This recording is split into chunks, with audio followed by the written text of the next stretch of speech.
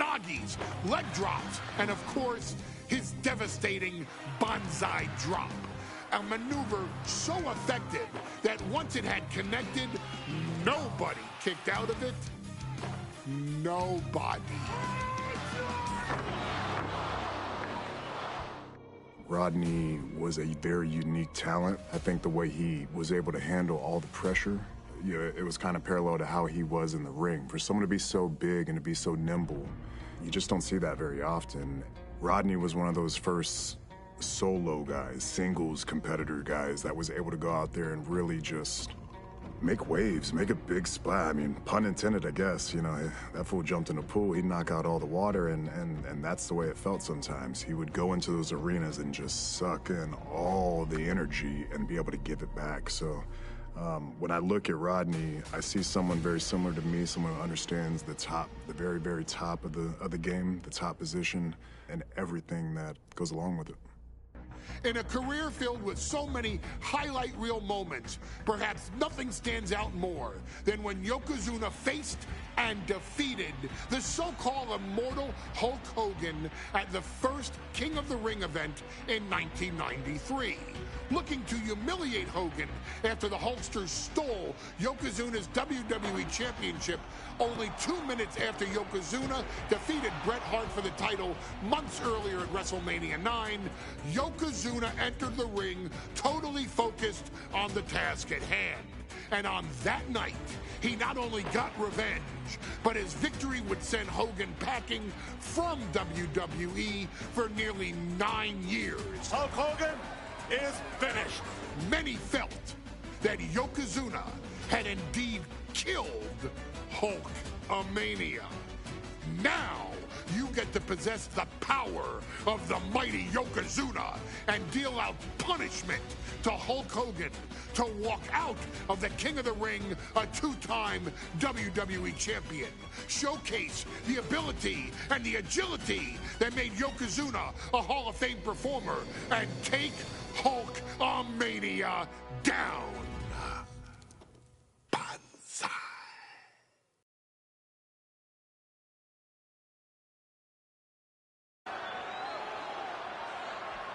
Ladies and gentlemen, this is an event of international magnitude. Photographers from around the world as they are documenting Yokozuna's every move. Coming down the aisle with Mr. Fuji is the champion from Polynesia Islands, weighing 550 pounds, Yokozuna! One thing, Corey, he's 550 pounds, bigger than he's ever been. And I understand Hulk Hogan trimmed down so he can have more speed, more endurance. But I'll tell you something, Hogan's got to take him out early. This is going to answer a lot of unanswered questions from WrestleMania 9. A lot of pressure on the president of WWE for what he did. But this is Yokozuna versus Hulk Hogan. Let the winner be the winner. One thing's for sure, Hogan will be quicker. He will be faster than he's ever been in any previous title defense. Well, this is going to be interesting because he's wrestling a fresh Yokozuna this time. Not a man who's already wrestled a 15-minute match with Bret the Hitman Hart. Well, Hogan and Yokozuna's last match lasted less than 30 seconds when Hogan won the title at WrestleMania. Well, I can tell you, this match will go much longer. Yokozuna will not be caught by surprise this time.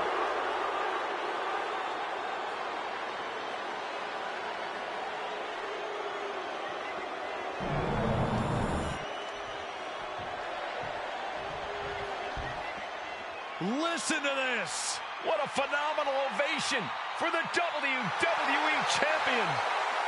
His opponent, coming down the aisle with his manager, the Mouth of the South, Jimmy Hart, from Venice Beach, California, weighing in 302 pounds, the WWE Champion, Hulk Hogan. You can feel this facility shake, literally moving. The Raptors shaking with the ovation of the WWE Champion Hulk. He thrives on the Hulksters, the little Hulksters. This is what keeps this man going. Hulk Hogan's relying on the fans. He wants to hear them cheer. He wants to draw strength from them. But Yokozuna's focused. He has not taken his eyes off Hulk Hogan. He is ready, believe me. The Hulkster ready for war, and you can bet, ladies and gentlemen, it will be warfare here. Well, he's been saying for weeks that he is going to be the first man to slam Yokozuna. Oh, nobody slams Yokozuna. Well, we'll see.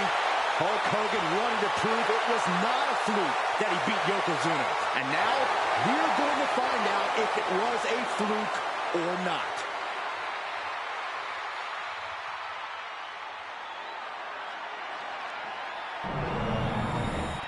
Desire and resolve will be tested tonight, all for the right to claim the championship.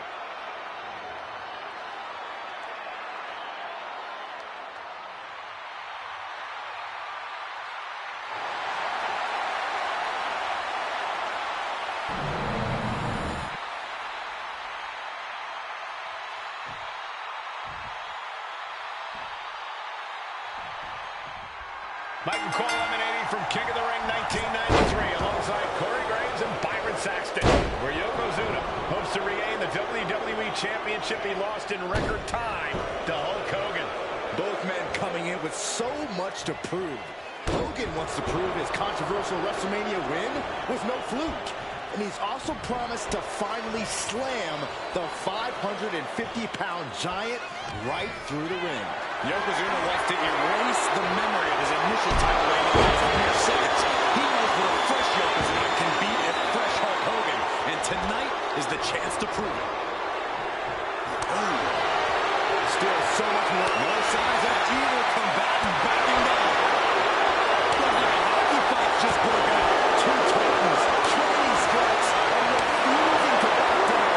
Both absolutely drained, but both refusing to give up. Toe-to-toe, treating each other like heavyweights. Backing Hogan into a corner like this, relentless domination of the champion.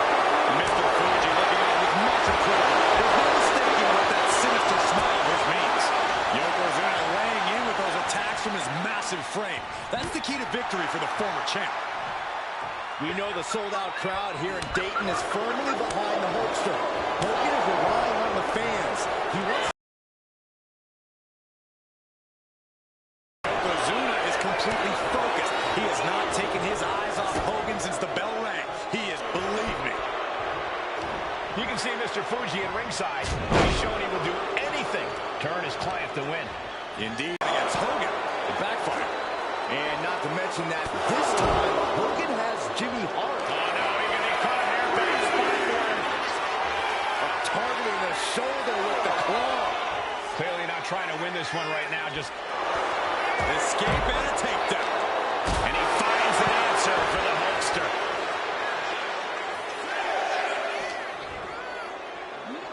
And he throws the opposition back into the ring. Don't know if the ref is loud enough, but this is getting close.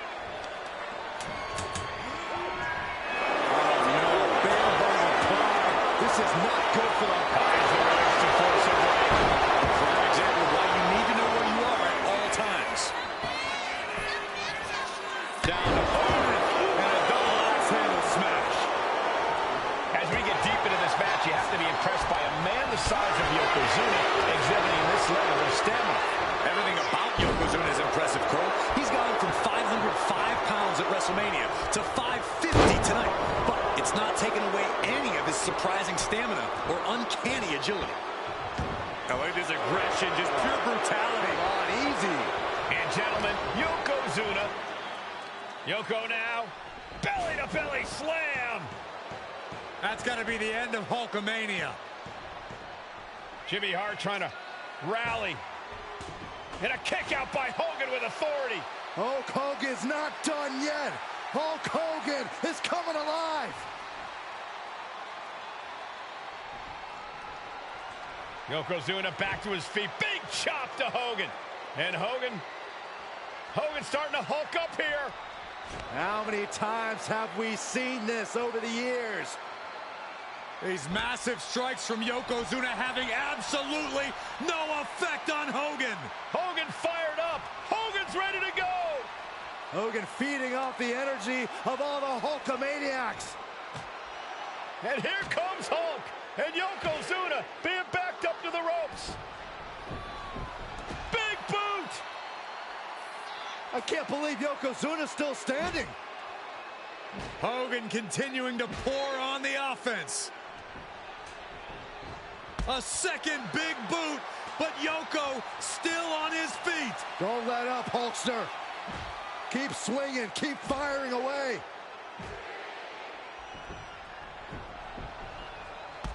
That boot, Yoko staggering, stunning, and he's down. Drop the leg, Hogan. Drop the leg. Hogan, leg drop. Here's the cover on Yoko, who kicked out of the leg drop. What? Get Mr. Fuji out of there. Hogan feeding off the energy. Whoa, wait a minute. What is that photographer doing on the apron? There's a match going on. What the heck? What was that?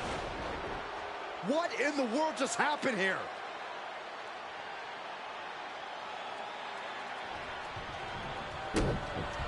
Hold on a second. Could be a matter of time. Submission being locked in. I'm not sure even the Hulkamaniacs can save Hogan now. Well, Hogan has to do something. He's so close to tapping out and submitting and losing this match.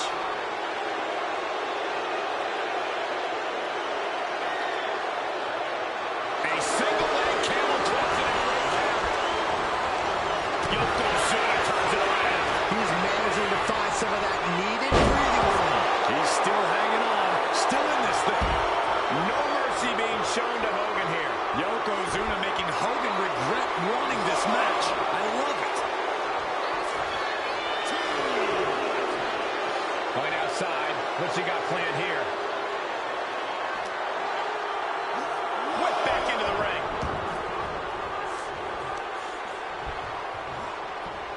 Back elbow completely cuts them off.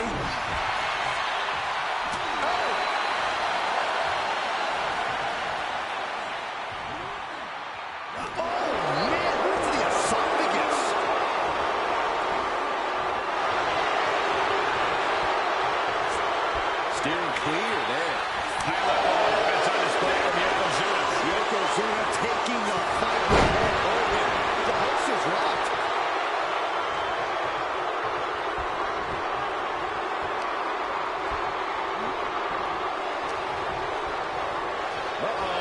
High-angle belly-to-back suplex.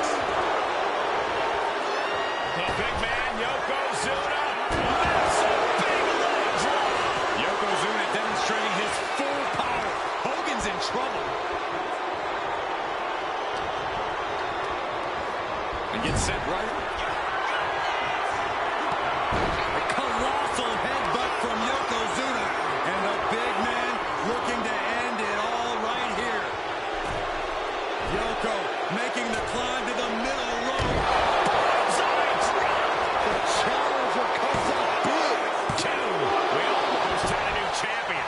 Based on what we just saw, I think this match is far from over. Who knows what that kick out cost? The champ might be running on fumes. And Yokozuna is just stunned. How in the world can someone get a shoulder up? Dragging his opponent into the corner and a thunderous headbutt from Yoko. It is only going to get worse for the opponent of Yokozuna. From the middle rope. And they just sealed the deal on us having a new champ. And Yokozuna is once again champion. I can't believe it. The winner of this bout and new WWE Champion, Yokozuna. We have the official word. Yokozuna is indeed the new WWE Champion. We may have just witnessed the end of Hulkamania, gentlemen. There's no may about it, Cole. Yokozuna just conquered Hogan. And every newspaper in Japan is going to be filled with pictures of our new WWE Champion. Here in the heartland of America, the heart of Hulkamania has just stopped beating. Hulk Hogan is finished.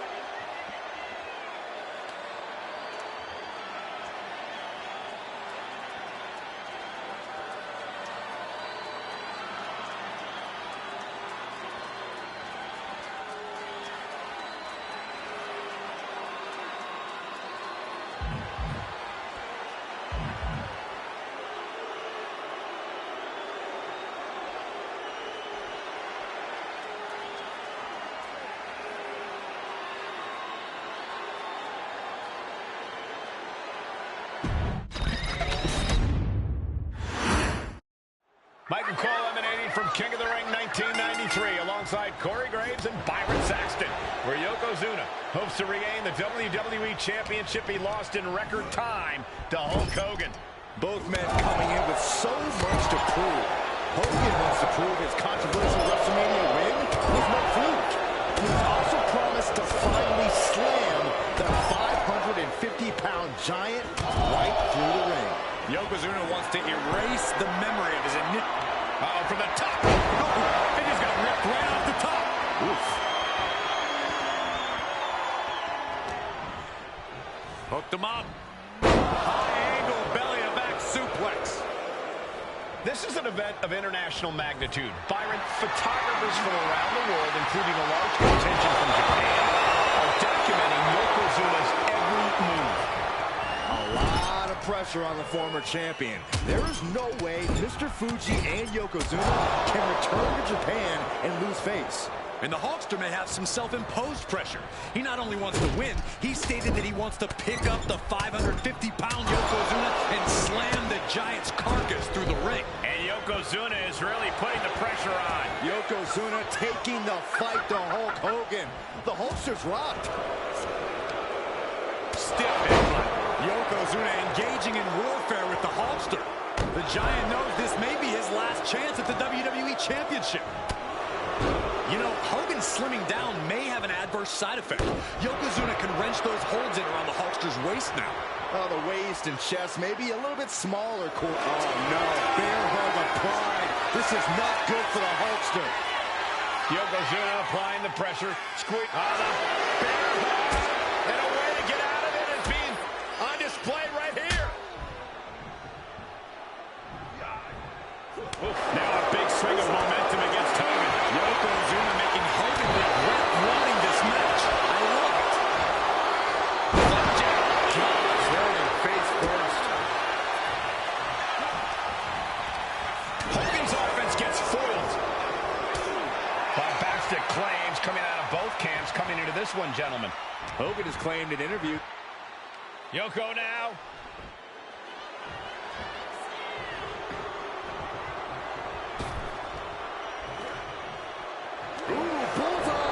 And gentlemen, Yokozuna may be but one move away from ending Hulkamania. The camera lights are flashing. Yokozuna is so close to regaining the title. 2. He kicks out at 2. This is no time to hesitate. You can feel the end coming.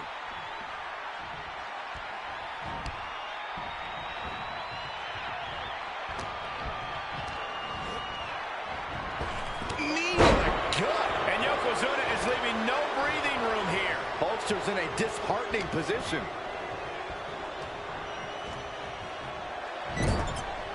Boom! Read that one. Hogan showing how much punishment he can withstand before getting his own offense in. Going from the defensive to the offensive, he is Neither superstar giving an inch here. Giving up now is not an option. They have to finish this. Neither competitor is backing down. WWE Universe appreciating these athletes going all out. Exhaustion setting in, and neither one of them is letting up. each exchange just sapping the energy from these two. Team is going back, going all out now. That shot giving you the upper hand.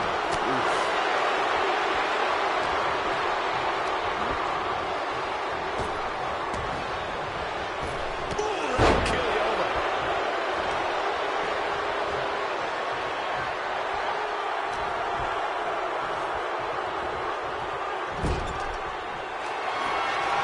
Yokozuna just manhandling his opponent. Big headbutt. Oh, I think we know what Yokozuna is thinking. Up to the second rope. This is going to be ugly. Could that be enough to gain the title? 2. And they're still in this. Guys, I thought we were getting a new champion there. Well, we might see a new champ here tonight. Don't put the cart before the horse. The champ kicked out and has no intentions on losing that title anytime soon. And absolutely no idea. Headbutt by the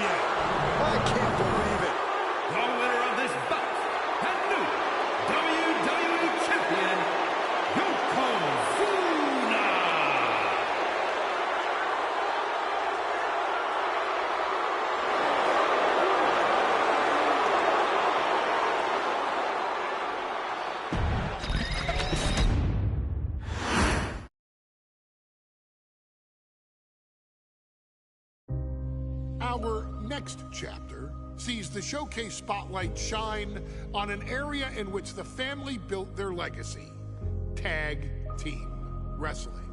Starting with the Wild Samoans, Afa and Sika, all the way through to more recent champions like the Usos or Tama Tonga and Tonga Loa.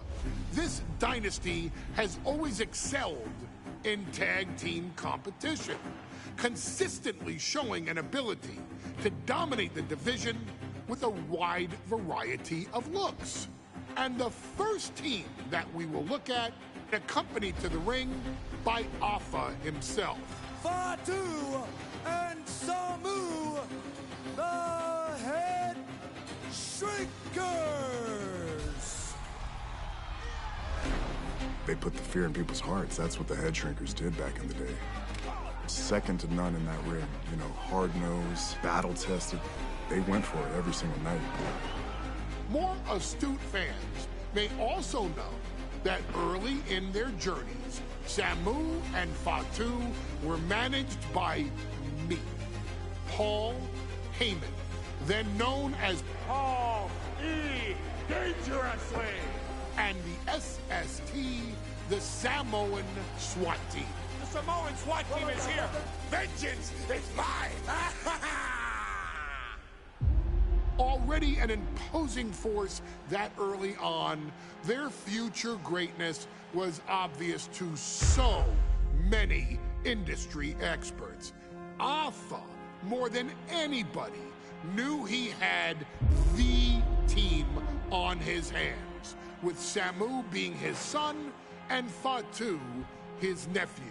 The tribal elder was able to mentor both, instilling in them the same unrelenting approach to competition that made the Wild Samoans world famous. The team toured through regional promotions before a quick stop with me in WCW, but WWE was always their goal. The Head Shrinkers are coming. Upon arrival, it was clear that the dynasty's next generation had indeed arrived, immediately drawing comparisons to their world-renowned predecessors. 10 years before it became cool to say, Samu and Fatu displayed ruthless aggression in the ring, overwhelming opponents before the bell and continuing the non-stop attack until their hands were raised in victory. Deceptively agile for men of their size, they brutalized the opposition with devastating dives from the top rope. The duo would eventually go on to capture the WWE Tag Team Championships in the spring of 1994, fulfilling the promise and carrying the legacy to even greater heights. At WrestleMania 9, the Head Shrinkers' one and only in-ring WrestleMania appearance saw them taking on Rick and Scott, the Steiner brothers. Be prepared, Steiner brothers.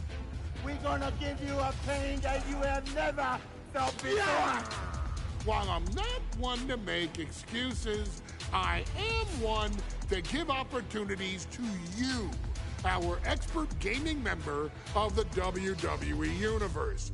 And so, today, you have the opportunity to make things right. WrestleMania 9, Las Vegas, Nevada. The Steiners performed at a near-perfect level that day, able to find every reversal and in the chaos emerge victorious. We are asking you to fix that. Stop them in their tracks and get the Head Shrinkers that WrestleMania victory you and I both know they deserve. But if you're not careful, you're going to find yourself reliving the very same memories that have haunted Samu and Fatu for years. Steiner lines, suplexes, Frankensteiners that will all bring your evening to a vicious, miserable end.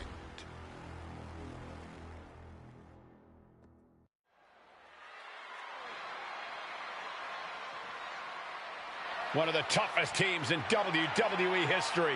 Nearly 600 pounds of pure savagery. Is a tag team match set for one fall.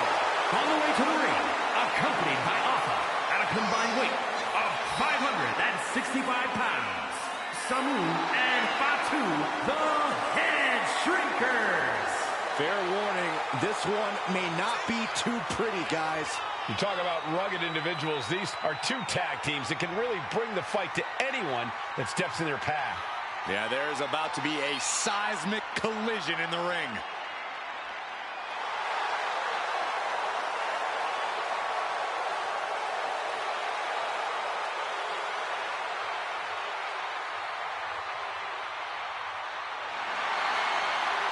This match means so much to the Steiners and to the Head Shrinkers.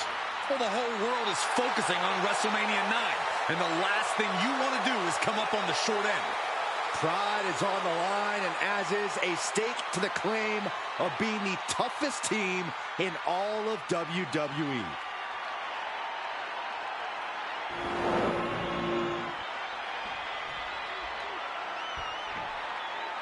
The Steiner brothers getting a tremendous ovation here in their first WrestleMania. And we'll see if they can carry on Michigan's winning ways. And their opponents, at a combined weight of 531 pounds, Rick and Scott, the Steiner Brothers.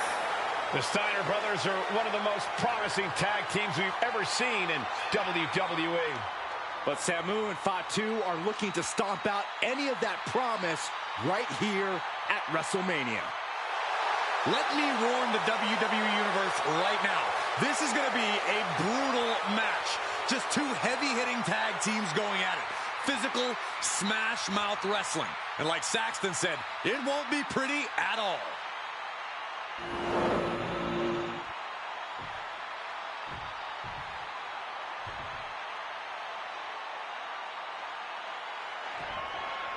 Big fight feel in Las Vegas as Gladiators face off here at WrestleMania 9. And we are watching four men who would have been right at home inside the Roman Coliseum. The Head Shrinkers and the Steiners are ready for a true battle. Both teams are relatively new to WWE, but we've seen that each duo is not afraid to get physical. Each side is looking for their first WrestleMania win, and they will do anything to earn it. Uh-oh, headbutt. Nothing fancy there. The Head Shrinkers accompanied at ringside by Alpha, but he's not the only tag team legend serving in a managerial role tonight. That's right, Michael. Just like Alpha, Mr. Fuji earned many WWE tag titles as a wrestler, but now he's hoping to lead Yokozuna to the WWE Championship. And looking at all the top young talent in this ring, I see many other main event stars of the future that could follow the lineage of Yoko. Placing him in the corner. Oh, uncorked a big punch. Oh, and it's reversed. I've seen Samu and Fatu headbutt each other during matches. If they do that to their own flesh and blood, who knows what they'll do to the Steiners? It's just a byproduct of the brutal take-no-prisoners offense of the Head Shrinkers, Byron. These guys will bite, scratch, and claw their way to a win. Rulebook be damned. And with Rick and Scott coming from an amateur collegiate background, they might be a bit more hesitant to bend the rules. Hopefully the Steiners can adapt, and fast.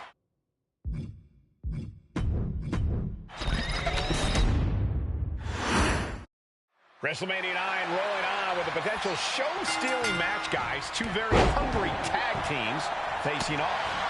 Indeed, Michael, the Head Shrinkers and Steiner brothers are both new to the tag division in WWE, but both teams are off to an amazing start so far. And you have to imagine whichever team wins this high-profile fight becomes an instant top contender for the Tag Team Championship. And with two teams this physical on such a big stage, it is indeed going to be a fight. The double team headbutt, wow. Samu and Fatu already some success in the tag division tonight. Could really be their coming out party. Well, they certainly have a tradition to uphold, Cole. The man in their corner, Alpha, has held the WWE tag titles on 3 occasions, and he's primed to bring the Head Shrinkers to the top as well. Put into the corner, what could be next? Fatu clearly wants a fight here.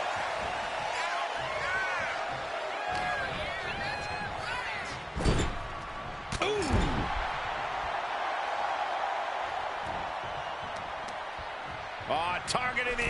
this has got to hurt. Not a whole lot you can do with a bum wing, guys. Getting positioned on the top rope. What are they going to do here? Setting their opponent up. Up to the second rope now. This is going to be nasty. Hoisting up their opponent.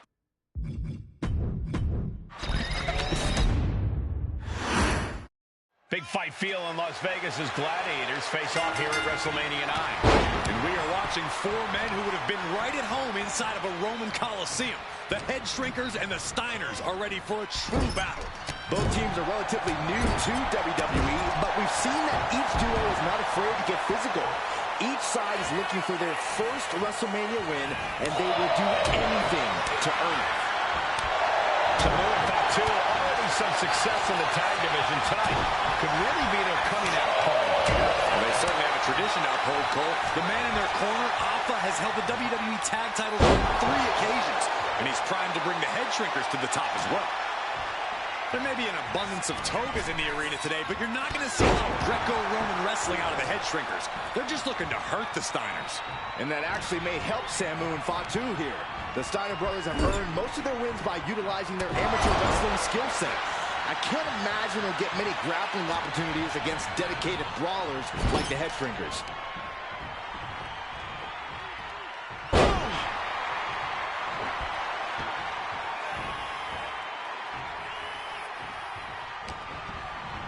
And he is directed into the corner.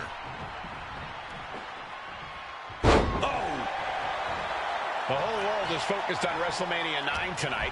The last thing you want to do is come out on the wrong side of a match like this.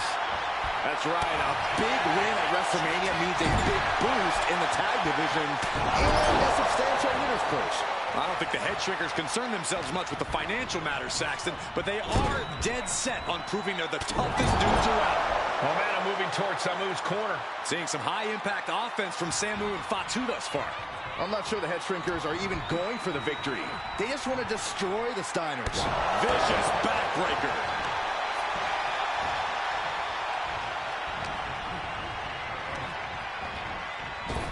Clothesline, so effective. He's in a bit of agony now. Yeah, things could turn even worse soon if there isn't a tag on the horizon. As we find ourselves surrounded by all this pageantry, do you think either of these teams is feeling the pressure of their first WrestleMania? I can tell you that Samu and Fatu truly did not care. Alpha has turned these men into brutal fighters who simply want to destroy their opponents no matter where the fight takes place. And as for the Steiners, we know they have big match experience, tons of amateur championship bouts in college, and some of WCW's biggest events. But even those can't hold a candle to the spectacle of WrestleMania. Big back body drop. What elevation.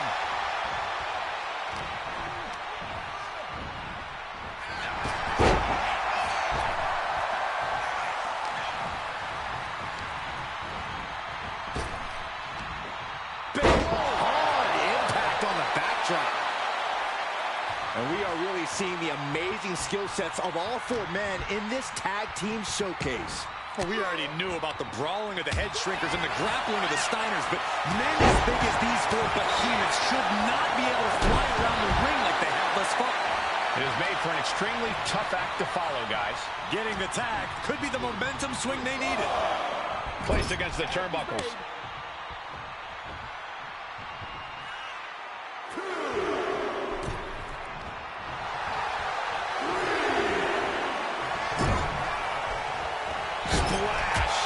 Absolutely dead on his feet. Yeah, he could really use a miracle right about now. Before this match began, you heard the Steiners speak backstage. Scott saying, quote, "Me and my brother are going to go out with a game plan and do what we do best. That's wrestle." That's all well and good for the Steiner brothers, but Alpha has gone on record saying that his men are looking to tear Rick and Scott's heads off. Big back body drop.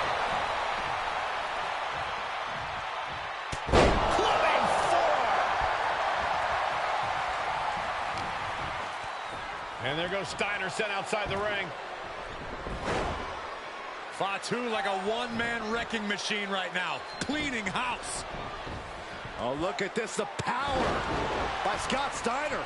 But the tag was made and Scott not aware. Big kick. Scott Steiner did not see the blind tag made by Samu. Oh, this is not looking good for Steiner. And this is what the Head Shrinkers do. Top-tier tag team wrestling. Steiner didn't see the tag. Double-A takedown. Gonna stack them up here. Look at pin. And a win for the Steiner brothers. Here are your winners, Rick and Scott, the Steiner brothers.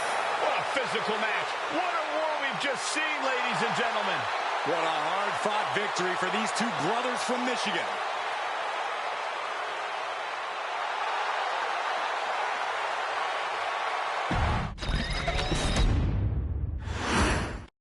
Big fight feel in Las Vegas as Gladiators face off here at WrestleMania 9. And we are watching four men who would have been right at home inside of a Roman Coliseum. The Head Shrinkers and the Steiners are ready for a true battle. Both teams are relatively new to WWE, but we've seen that each duo is not afraid to get physical. Each side is looking for their first WrestleMania win, and they will do anything to earn it. Boom! What a headbutt! The Head Shrinkers and Steiners are two of the brightest young teams in WWE, but they both come to this match with a few years of experience in WCW. The Steiner brothers earned many tag accolades in WCW, but Rick and Scott have their share of singles titles too. Meanwhile, Samu and Fatu were never quite able to break through before WWE. You know that has to serve as motivation for the Head Shrinkers tonight. Fatu trying to ramp things up. Just using their foot as a weapon. Boot right to the throat.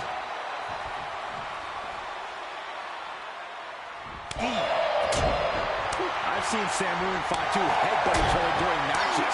If they do that to their own flesh and blood, who knows what they'll do to the Steiners? It's just a byproduct of the brutal take-no-prisoners offense of the Head Shrinkers, Byron. These guys will bite, scratch, and claw their way to a win. Rulebook be damned.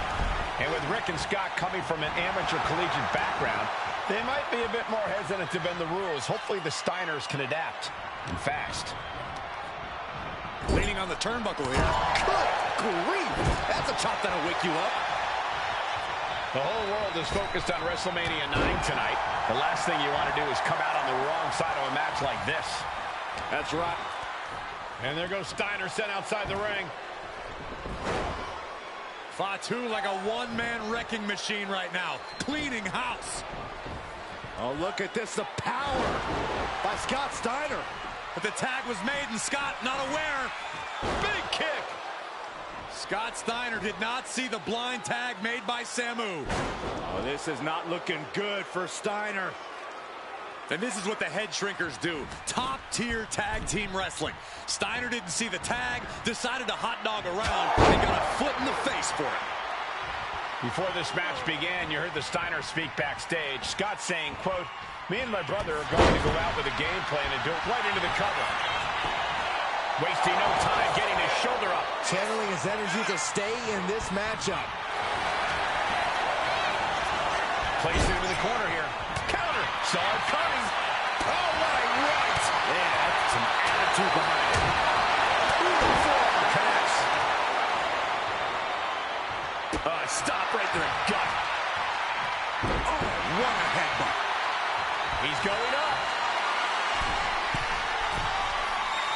From the top. Diving headbutt. Someone get the spatula. We have a human being to scrape up. And we are really seeing the amazing skill sets of all four men in this tag team showcase. Well, we already knew about the brawling of the Head Shrinkers and the grappling of the Steiners, but men as big as these four behemoths should not be able to fly around the ring like they have thus far.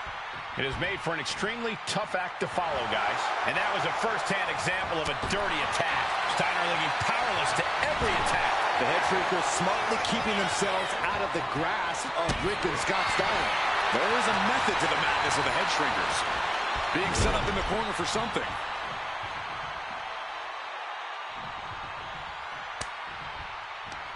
Tag made.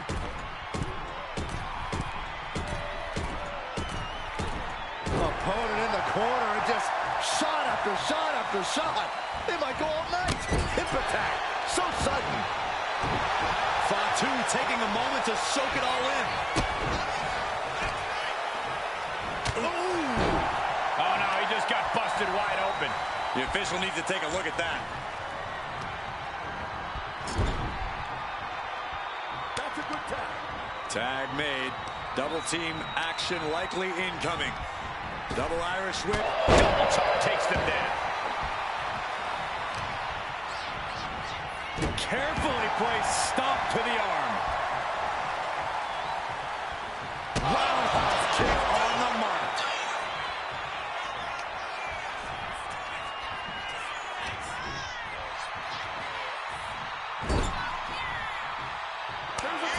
There's the tag. Tandem offense on the horizon here. They have their opponent. Oh, face first. That's it. No way the Steiners come back now. Oh, man. Pin. This might be the end of Steiner's night. And the Head Shrinkers get the win. Here are your winners, Samu and Fatu, the Head Shrinkers. And what a huge win for the Head Shrinkers tonight. Samu and Fatu making their family proud and proving themselves as top contenders in the tag division.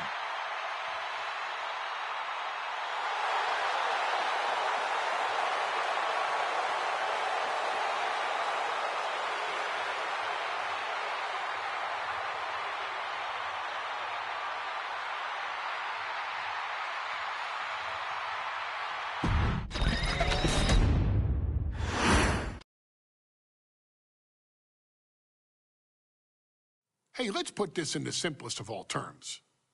Dwayne "The Rock" Johnson is the biggest celebrity on the face of the planet today. Now, whether he's a blue chipper, the people's champion, or as we know him right now, the final boss, The Rock has always commanded all of the attention in the arena since the very first moment he made his WWE debut at the 1996 Survivor Series. Born into this business, The Rock would become WWE's first ever third-generation superstar, following in the footsteps of his father and grandfather.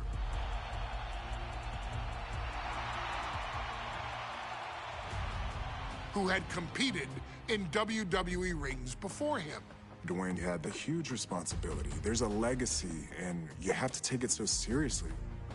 Even with incredibly high expectations, the Great One surpassed them all, along with the usual achievements if your name is The Rock: 2 Intercontinental Championships, 5 Tag Team Championships, 8 WWE Heavyweight Championships, a Royal Rumble victory, not even to forget the fact that The Rock once led an entire nation. The Rock has one of the more noteworthy feats in WWE history, earning WrestleMania victories over Hulk Hogan, Stone Cold Steve Austin, and John Cena. Each of these men are known as the faces of their respective era. Each of these men found out what happens when you go one-on-one. Oh, you know the rest. Of course, The Rock rivaled Stone Cold Steve Austin's popularity during the vaunted Attitude Era, tearing opponents down with rock bottoms and people's elbows while tearing them apart on the mic with cutting one-liners and catchphrases that are still recited to this day. If you smell, know your role and shut your mouth. He ended CM Punk's 434-day title reign as WWE Champion at the 2013 Royal Rumble as well, after having only competed twice over the previous 9 years, displaying the always-ready mentality and physical conditioning on which he has built his global brand. But you don't need me to rattle off The Rock's resume to you, now do you? Of course not. The man is an occasion unto himself. He has headlined the biggest events against WWE's most iconic superstars and has always found a way to, how does he put it? Layeth the smackdown on some jabroni's candy ass.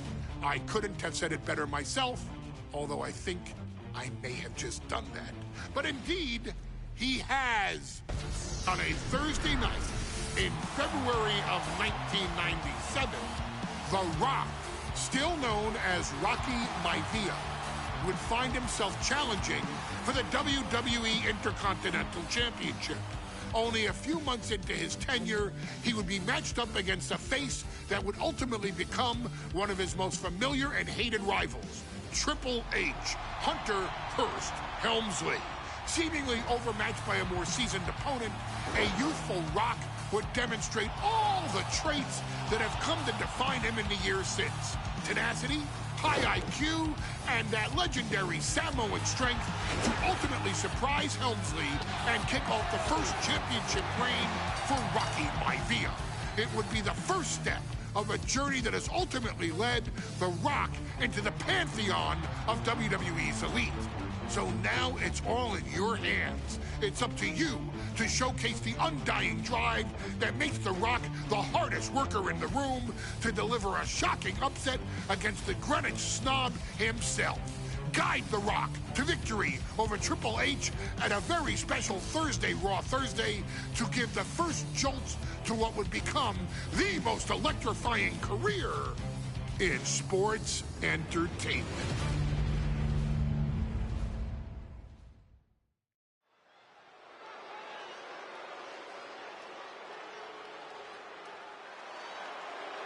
And here comes the #1 contender, at least for tonight, Rocky Maivia.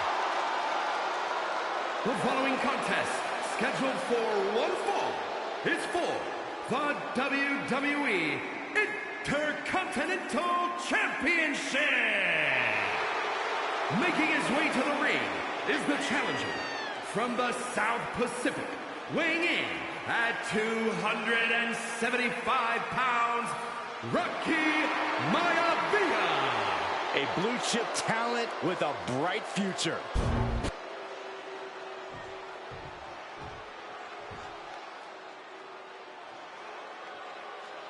On his way to defend the Intercontinental Championship, Hunter Hearst Helmsley. His opponent from Greenwich, Connecticut, weighing in at 246 pounds, the WWE Intercontinental Champion, Hunter Hearst Helmsley. Helmsley is scheduled to face another challenger at an upcoming show this Sunday. And he's taking the risk, stepping in here against the newcomer, Rocky Maivia. Well, you can consider it risky, you can consider it overconfident, but any way you look at it, it's a dangerous move by Helmsley to take on an athlete who has been on a real roll. Rocky Maivia has been successful thus far in WWE, and Rocky is focused. Rocky is only thinking about tonight. Saxton, just curious, have you ever exercised your right to remain silent? I am tired of all this talk about Rocky Maivia. Yeah, he's been on a roll, but it could all come to a screeching halt tonight at the hands of Hunter Hearst Helmsley.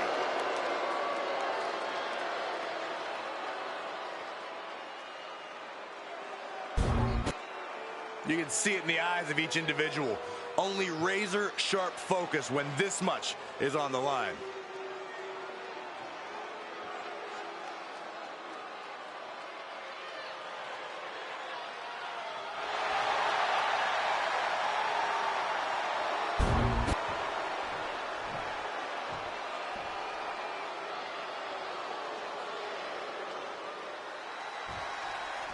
The Intercontinental title hangs in the balance. Tonight in a match between our refined champ. These two going strike for strike, it seems. Thursday, getting kicked off with a title match for the Intercontinental Championship. #1 contender, Rocky Maivia, versus the champion, Hunter Hearst Helmsley. WWE Universe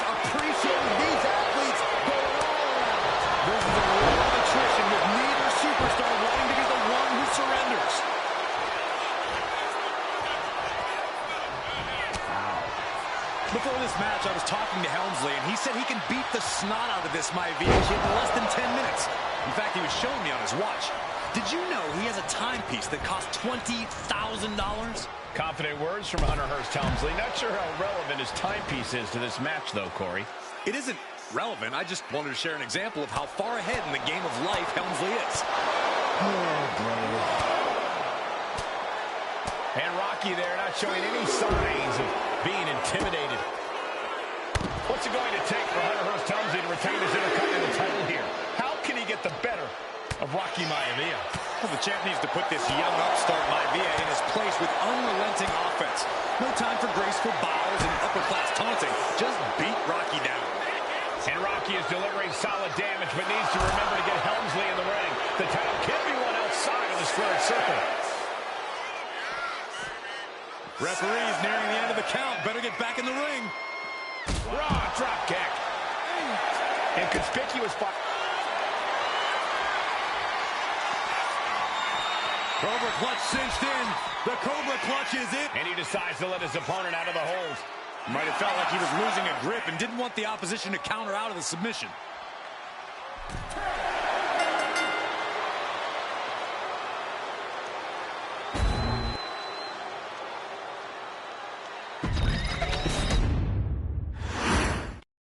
The Intercontinental title hangs in the balance tonight in a match between our refined champion Hunter Hearst Helmsley and the young challenger Rocky Maivia.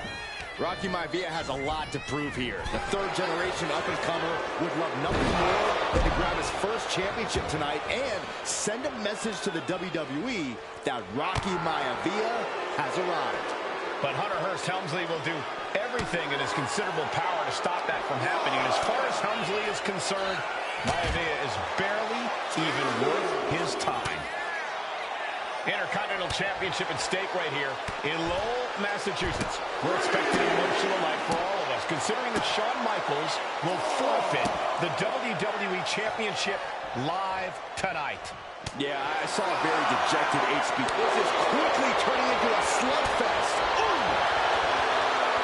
So much pride, so much resiliency on display. Ooh! Nothing pretty here, just good old-fashioned fisticuffs. And willpower, the sheer guts of these two. The impressive determination from both competitors, keeping at each other no matter what. Exhaustion setting in, and neither one of them is letting up. And Rocky there not showing any signs of being intimidated. And he's going to the outside, which will start a count out. Down in a hurry. And watching from home. Wait a minute, setting in. Devastating submission coming. Coquina clutch locked in. Such a punishing submission hold. And at this fighting to escape, and he gets out of the hole, but some damage was certainly done there.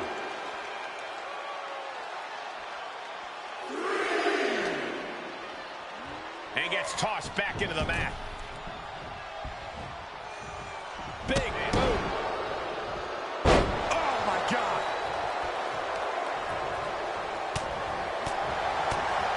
What a clothesline. Ouch.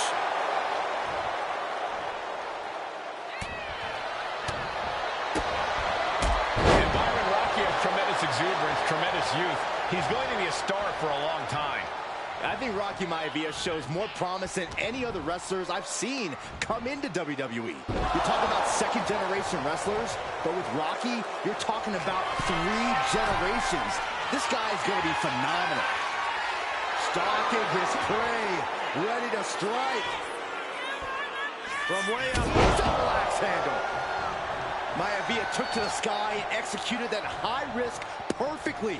I don't think Helmsley had that scouted at all. Tagged with a punch. Haymaker after haymaker. And Helmsley just showing his huge edge and experience here. I would say the most cerebral Intercontinental champion we've had. Cerebral? I like that description for Helmsley. Two fighters putting their haymakers on autopilot right now. Toe to toe. treating each other like heavy bags. Oh, things have just gone nuclear. More heads landing on the front lines now. I thought they were going to keep that up all night. Looks like Rocky is locked in on his opponent. Just right on the temple. Deeper into this match now, and I think it's Helmsley who's reaching peak frustration. Can't quite put Rocky Maivia away. A testament to the never-say-die attitude of this young superstar. And he gets it from his dad. He gets it from his grandfather. Maivia knows nothing less than to give it his all. Maivia dishing it out now. The power of Rocky Maivia is too much for Helmsley right now. Carrying the opposition. What's the thought here? Title in the balance with the pin. Kick out after one from the challenger. Unbelievable display of will in the late stages of this matchup. Oh, no. Look what we have here on the top. Oh, counters right back on Hunter. Hunter whipped into the corner. Nobody home. Rocky hit hard. And now Hunter looks to take over this match. Helmsley muscling Maivia up to the top turnbuckle in a big right hand. Helmsley with something big in mind here for his challenger tonight.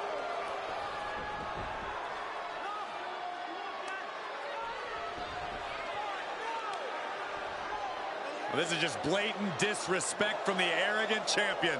Almost daring Rocky. Hey, you really want my title? You really think you're going to be Intercontinental Champion? Up to the top. Hooking Rocky into a superplex. This could be it. Can Hunter capitalize? This could be it. Hook of the leg and a cover. And Rocky stays in it, getting his shoulder up.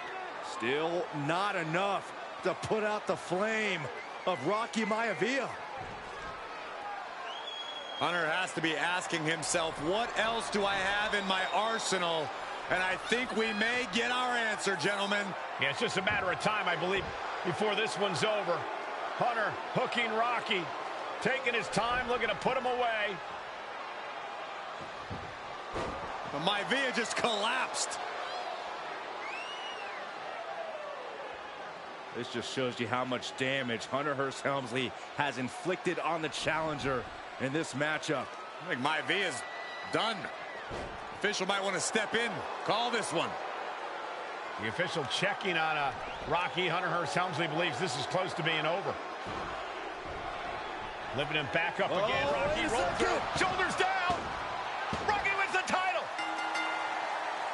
Rocky Maivia has shocked Hunter Hearst Helmsley. Here is your winner and the new Intercontinental Champion, Rocky Maivia. We have a new Intercontinental Champion.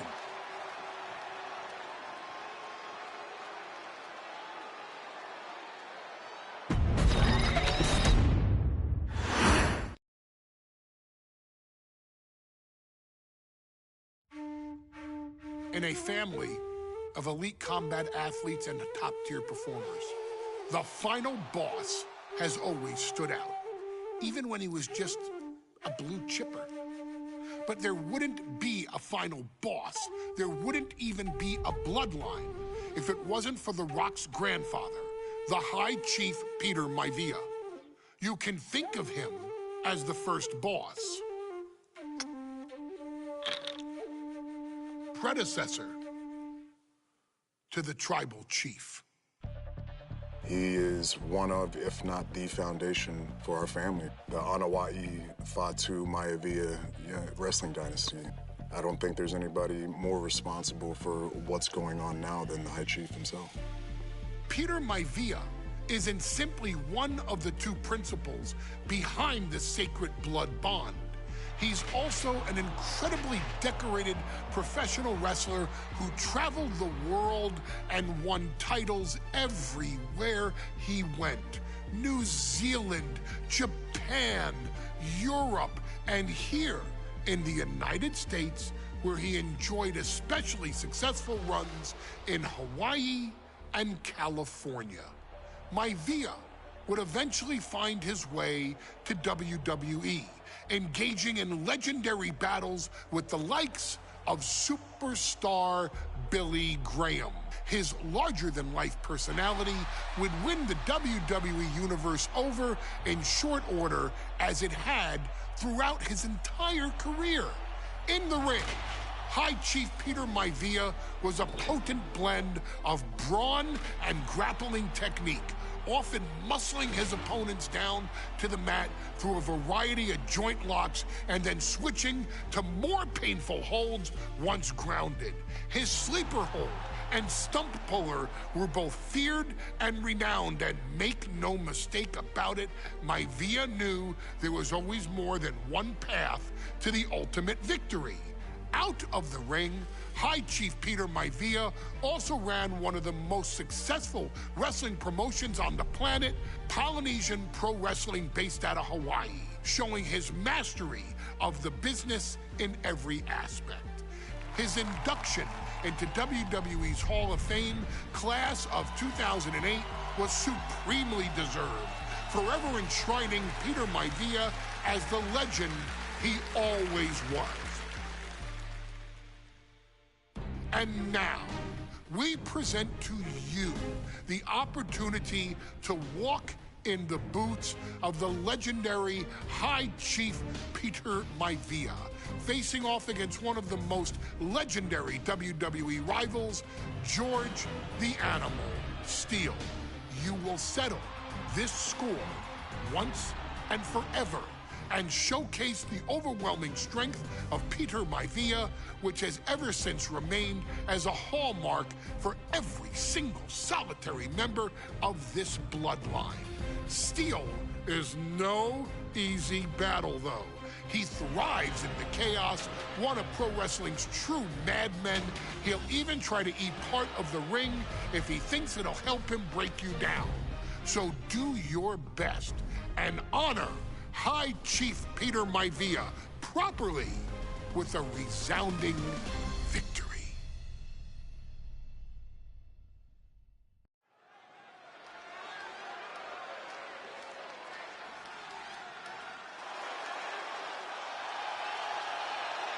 Uh-oh, somebody called the local zoo. The following contest is scheduled for one fall and is a steel cage match. Introducing first, from Detroit, Michigan, weighing in at 275 pounds, George the Animal Steele. I'm not even sure the cage can contain this man.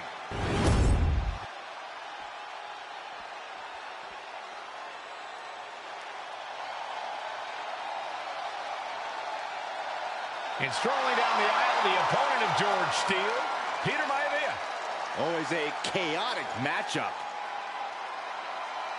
His opponent from the Isle of Samoa, weighing in at 275 pounds, High Chief Peter Maivia. Steele had better keep an eye on Maivia, because Maivia is a true brawler. Few men can handle the chaos of the animal inside a steel cage, but I believe the High Chief is ready.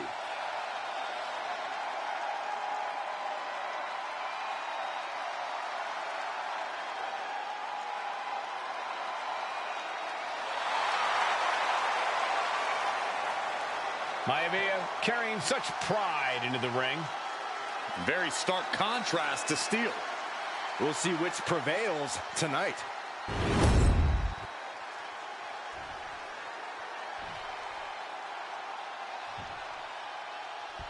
High Chief Peter Maivia taking out George the Animal Steele in a steel cage match. Quite a heated history between these two guys. Yeah, Michael, and I think it's because Maivia is one of the few superstars brave enough to take on the animal. Most of their contests have ended in countouts or disqualifications. Thanks to the cage, we'll get a decisive victory in this one. Well, that really depends on if the cage can even contain that. George the Animal Steele might be a bit of an underdog here. In fact, he lost the match by countout to the High Chief. In Steele's defense, I'm not sure he knows how to count exactly or how to read a rule book. So he's got to be happy to be in this cage. Well, Maivia is called the High Chief in part because of his commanding presence in the ring. He's more than ready for what the animal will throw at him, even inside a cage. There's the midsection. Big form. Vicious. The High Chief just refusing to be intimidated. The animal has no idea what to make of Maivia. Maivia overwhelming his opponent here. And you can see Steel is struggling to weather the storm with the High Chief. George Animal Steel is not a trading back and forth blows now. Boom! The fight is on, and it's furious. Counter, he knew just what to do.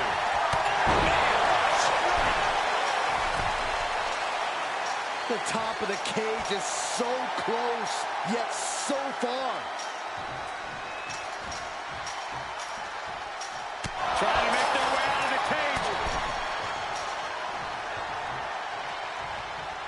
Powerbomb. He falls down off the cage and back to the canvas. Has to refine the balance. It's hard to gather your whereabouts once you fall off the cage.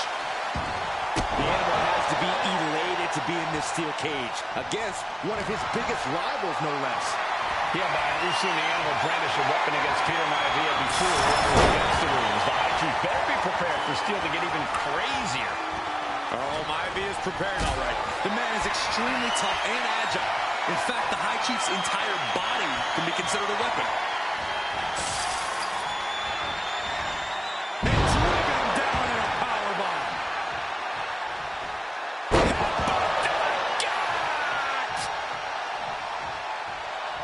Scrambling up the cage wall now. From the heavens, big body splash from the top. Peter Maivia is looking unstoppable now. Yeah, Maivia has really figured the animal out here. The High Chief Peter Maivia really making a name for himself in WWE, but he's had plenty of experience on the way up. Plenty of championships on the West Coast, but he's made the biggest splash in Hawaii, where he earned multiple tag team titles. Oh, yeah, Maivia is a huge celebrity on the islands. In fact, I've heard some consider him the personification of Maui. Ouch. Slam down. The animal may be wounded prey at this point. The High Chief closing in on a successful hunt. Here we go again. He made his point. Concentrate on the match instead of everything outside of it. Headlock. Oh, a cheap shot right above the eye. Peter Maivia very tough, but he also has movie star good looks. Quite the combo. And it's serving well, Michael. He's going for the pin. He breaks the ref's count before 2. He's still got life in this matchup. Oh, look at the start of this. Could be going into the playbook for submission. The arm is cinched in tight, right where it can cause the most damage. Well, I'm not a doctor, but I know the human arm is not supposed to bend that way.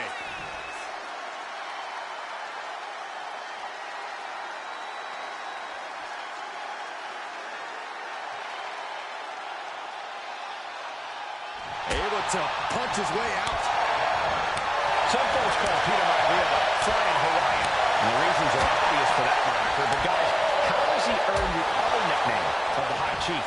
Well, Cole, Peter Maivia is very close to the Anoa'i family. In fact, Peter's considered a blood brother to the patriarch of that clan. When you add on the fact that Maivia was born and raised in Samoa, you can see the great pride he has for that land and its people in the tribal ink that covers his body.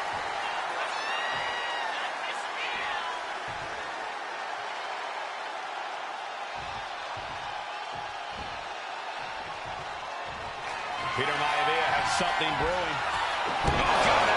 Maivia can taste it now. Makes the cover. And the High Chief defeats the animal. Here is your winner, High Chief Peter Maivia. And Anytime these two have faced off, it's been eye for an eye. But the steel cage has finally delivered a decisive victory for the High Chief, Peter Maivia. George Steele is one tough animal, but the way Maivia faced him in the cage tonight just reinforced what everyone already knew, that the High Chief is one tough Samoan.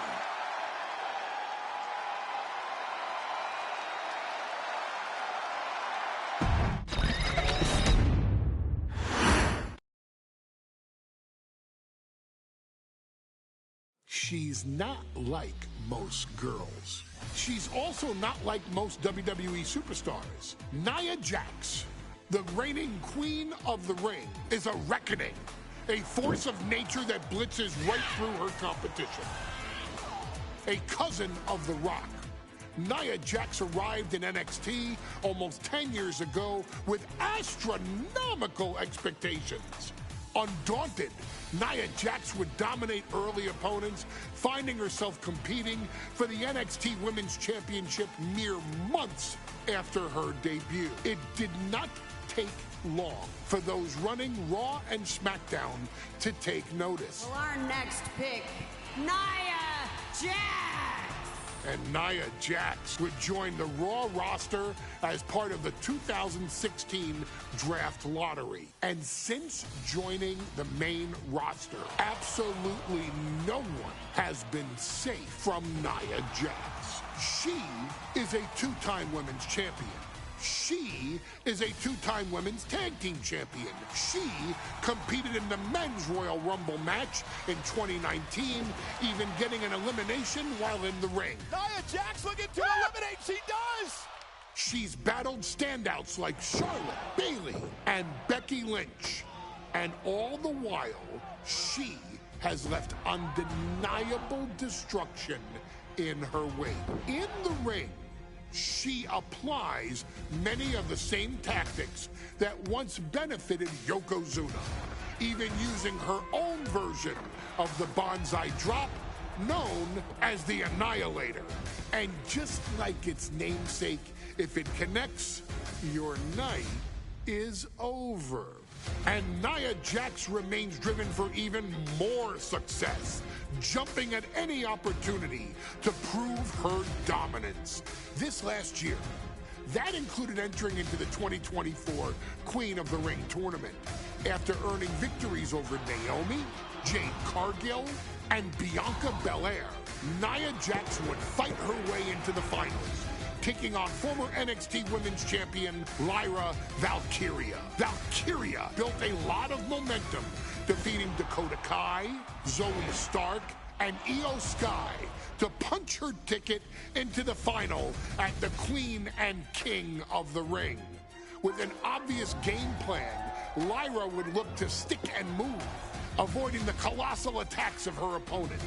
Unfortunately, as often happens when competing against Nia Jax, Lyra made one miscalculation, and that error in judgment provided Nia Jax with the opening she needed to annihilate her competition. This is your opportunity to crown the first queen in Bloodline history. Make Lyra suffer. Make her regret ever entering your ring.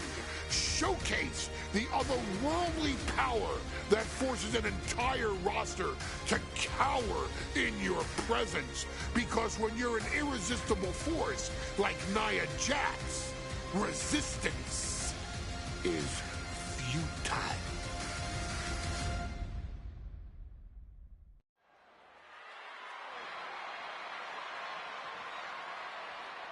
And now a dark horse will face an unforgiving titan in hopes to don the crown.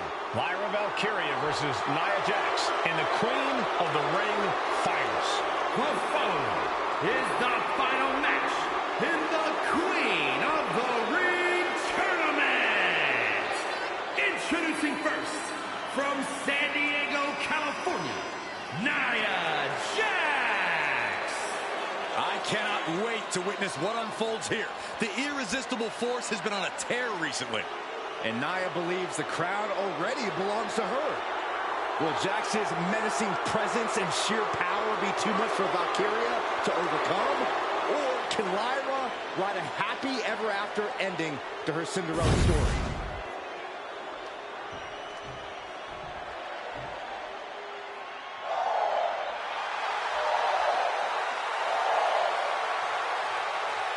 Lyra Valkyria fancies herself a Morgan, which is an Irish goddess of war. As they were on the battlefield, they used to take the shape of ravens to fly around and decide who would live and who would die. That is what Lyra Valkyria is bringing to the ring here tonight.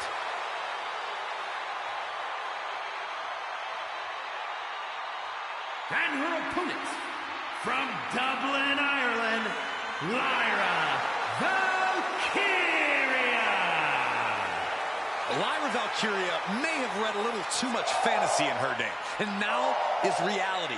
Lyra Valkyria is about to go toe-to-toe with a real-life, fire-breathing dragon in the form of Nia Jax.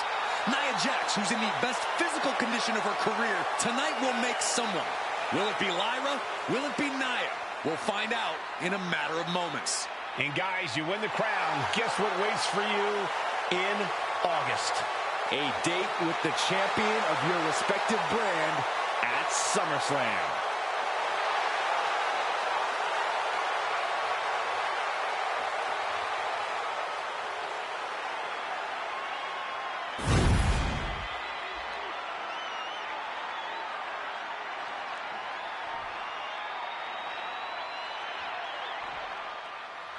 And it's all come down to this, the final. And Nia now misses wildly. Lyra goes up over the top. Nia's got it caught, though. Lyra trying to rely on her technique to bring down the irresistible force, but having no luck at the moment. I'm not sure this is going to work either. Jax just entirely too strong, but whoa! That was interesting. Oh, nice athleticism by Valkyria. Even Jax might be a little impressed. I wouldn't go that far, Saxton. Here comes Nia, just imposing her will on Lyra Valkyria. Again, Lyra showing how resourceful she is, applying the sleeper to Nia Jax. Lyra tried to hold on. And now Nia Jax in control, and she's going to look to put Lyra away. Nobody home! Set outside the ring, and Valkyria's got a chance. Huge window of opportunity. Right now for Lyra Valkyria to strike. Lyra may actually pull this off. Lyra may become queen. Lyra has the advantage. She has Nia reeling. But Lyra can't win Queen of the Ring with Jax on the outside. This match has to end in the ring. Anything can happen in WWE. It used to be a tagline, but it's the truth. And Lyra Valkyria is living it. Over the last 12 months, Lyra has already knocked off the likes of Becky Lynch and Io Sky, but she's never faced anyone the size of Jax. This is a first for her career. Nia Jax, Lyra Valkyria facing off in the finals of the 2024 Queen of the Ring tournament. Who will take home the crown?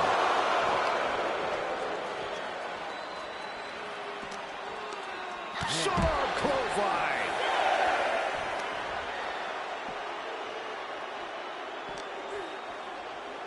And now she delivers her back into the ring. In danger of being counted out. Now's the time to get back to the ring.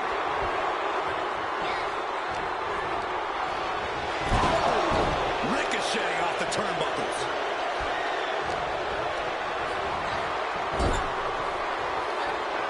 Just a nasty headbutt. Many in the WWE Universe getting their first look at Lyra Valkyria. She's only had 3 main roster matches so far, and they were all in this tournament. Big wins over Dakota Kai, Zoe Stark, and Io Sky over the last 3 weeks. That's an extremely impressive start for Lyra. Wow, undefeated for 3 weeks? When Nia Jax joined the main roster, she didn't lose a match for over 7 months, and Jax has stayed that dominant for years. Anticipated that.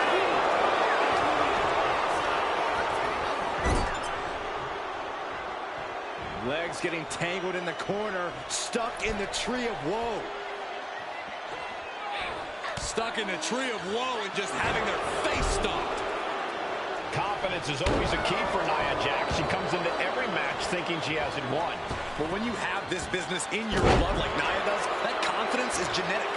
But ever since the Irresistible Force returned to WWE 8 months ago, her confidence has been on another level.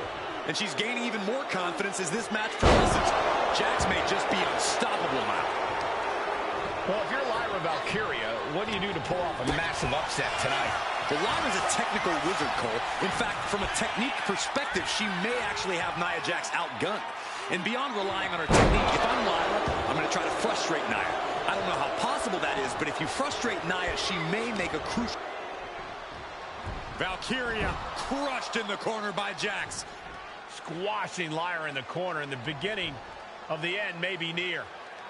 And Nia now, with Lyra on her back, going to climb up to the second rope. This is a scary situation for Lyra. Oh, look at this. Maybe not. No way. There's no way.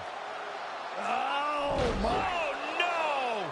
Good night, Annihilator. Here is your winner and the new Queen of the Ring, Nia Jax. What a victory to the brand new Queen of the Ring. Nia said she would do it, and she backed up her claims. And now the Chief Content Officer of WWE, Triple H, going to come in to congratulate Nia Jax, officially crown her the Queen of the Ring. Absolute dominance by the new Queen.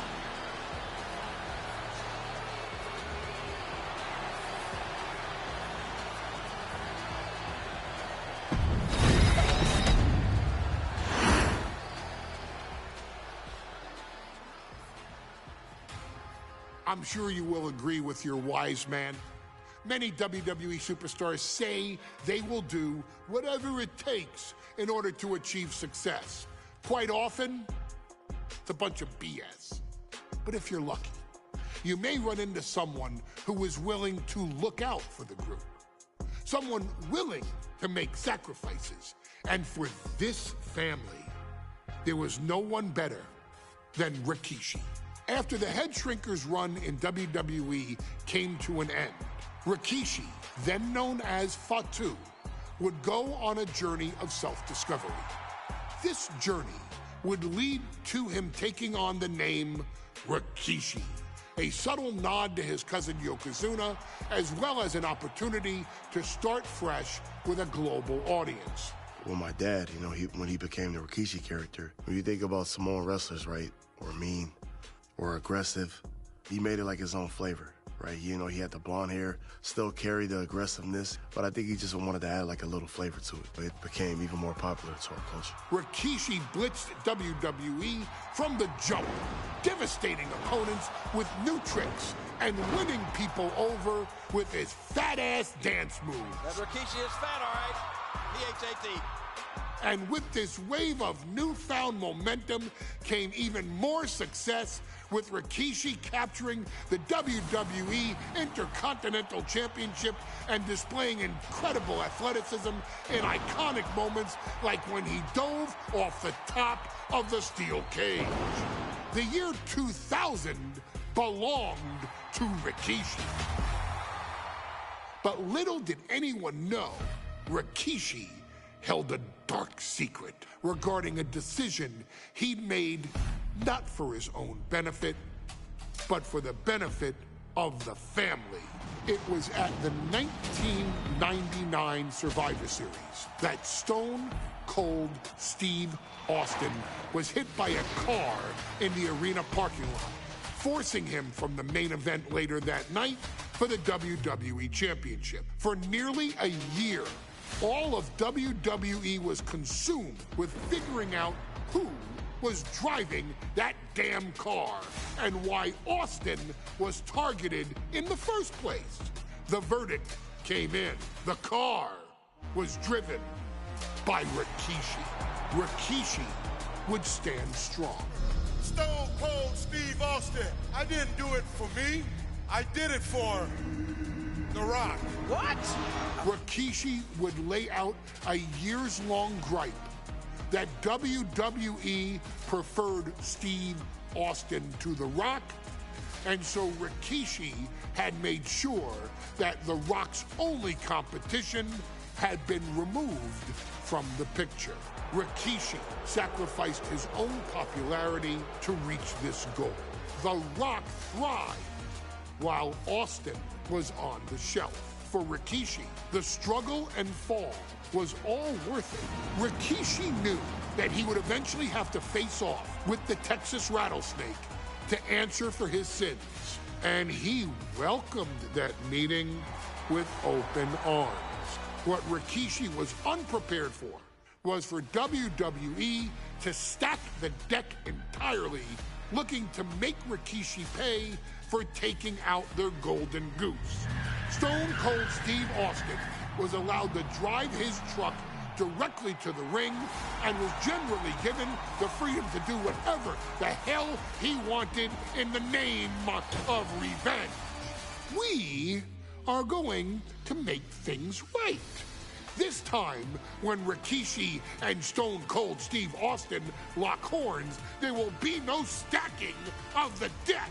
Someone willing to give of himself so that his family, this family, can succeed deserves better. So get in there and showcase the never say die spirit. Time and time and time and time and time and time again. Use whatever weapon you can get your hands on and prove to Stone Cold Steve Austin that you will do anything for the people.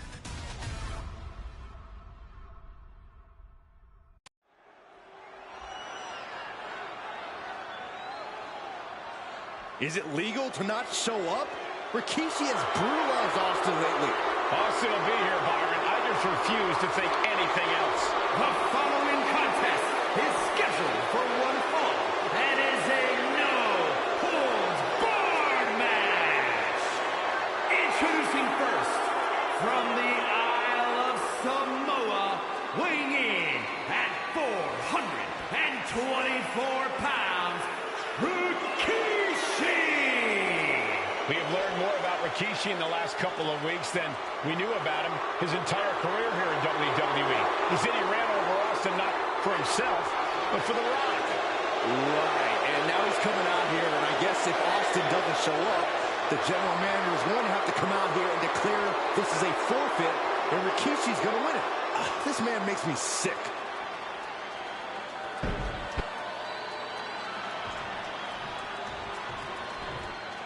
Is he here? Well, there's the Rattlesnake's music. He's here. Austin's here. Stone Cold Steve Austin came here with no fear, no hesitation, just revenge. His opponent, from Victoria, Texas, weighing in at 252 pounds, Stone Cold Steve Austin fought for his life to make it back here, to make Rikishi pay. Now there is no way Rikishi can escape the Texas Rattlesnake. It's been almost a year since Austin competed in the ring. Austin is a man possessed. Rikishi feels good about running over Austin and said he'd do it again. That man is sick. Well, Rikishi made two mistakes. One, trying to end Austin's life. And two, not being man enough to finish the job. Austin's going to absolutely tee off on Rikishi. This one is going to get ugly in a hurry.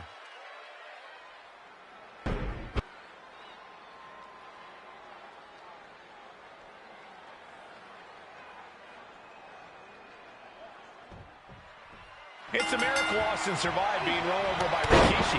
Now a pissed off Texas Rattlesnake is on the loose and out for revenge. It took Austin almost a year to recover from the injuries he suffered in that heinous attack. You can't blame Austin for the damage he inflicts on Rikishi tonight. Byron, a lesser man wouldn't have survived. Stone Cold promised that Rikishi's days of walking above ground are over. This is no holds barred. And looking at my monitor, it it just makes me sick to my stomach watching Rikishi. This is a man who has no remorse and feels justified for running Austin down like a dog. Look, to be devil's advocate, you've got to look at Rikishi's perspective. He's proud of his Samoan lineage and saw an opportunity to give his people a leg up in the Shark Tank that is WWE. Oh, are you serious, Corey? Rikishi ran over another human being. We're fortunate that it only put Austin on the show for 10 months instead of his whole life. It's sick that you would even condone what Rikishi did. Don't twist my words, Saxton. I'm not saying I condone Rikishi's actions. I'm just saying I understand them. This conflict is beyond disturbing. Corey, let's go into Rikishi's mind when it comes to defeating Stone Cold. Rikishi has to be prepared to endure an emotional storm like he's never felt before. The big man must recover from that and use his weight to immobilize the Rattlesnake, because we know Austin will not stay down. And Byron, I just cannot see any legitimate reason to run over Stone Cold like Rikishi did last Survivor Series. Austin does ruffle the feathers in a lot of people, but I don't think any of his rivals are good in this disgusting race that Rikishi's gone through. I can't begin to imagine what he's got planned here, guys. Maybe it's a yard sale.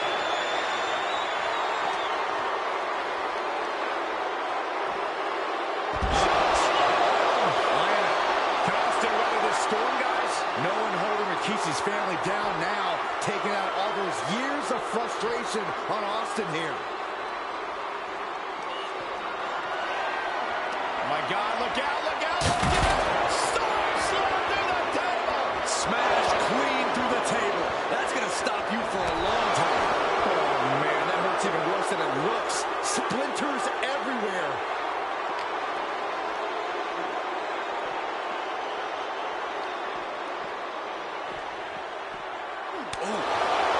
And then The Rock wants nothing to do higher than a straight shot there. Answering back.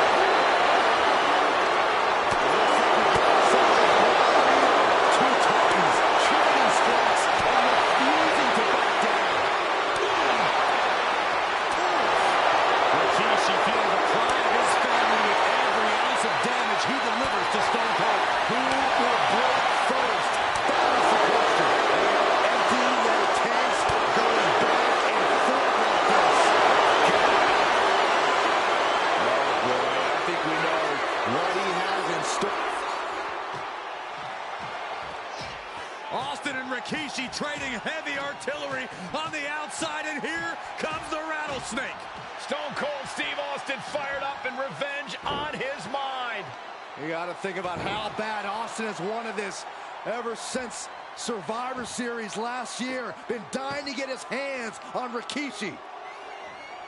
All of that venom, all of the vitriol inside of Austin being unleashed on Rikishi right now. Remember, this is no holds barred. Anything goes. Austin has Rikishi down. The Rattlesnake is red hot. And do you hear this capacity crowd? They want more from Stone Cold. All that he wants to see Rikishi get beaten down like a pile of human filth. Ooh, pull the elbow, counters out. Scary mindset for the Rattlesnake. Austin has scattered pictures of Rikishi all over his home. Said that every time he looks at Rikishi, he's looking at a dead man. Yeah, Rikishi taking that as an empty threat, thinking that Austin isn't the man he claims to be. But trust me, when Stone Cold says he has you in his crosshairs, that's no empty threat.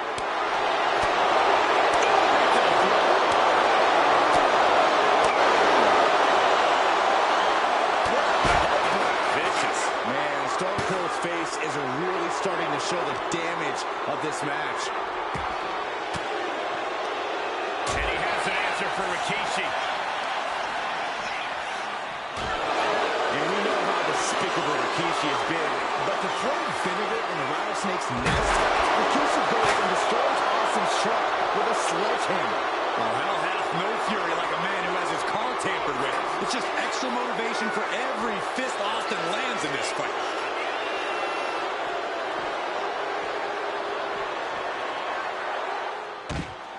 And Rikishi slows Austin down with a thunderous right.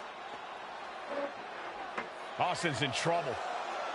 And now steel chair. Oh, and Austin, he just averted disaster there. And now Austin gonna deliver the punishment with the steel chair.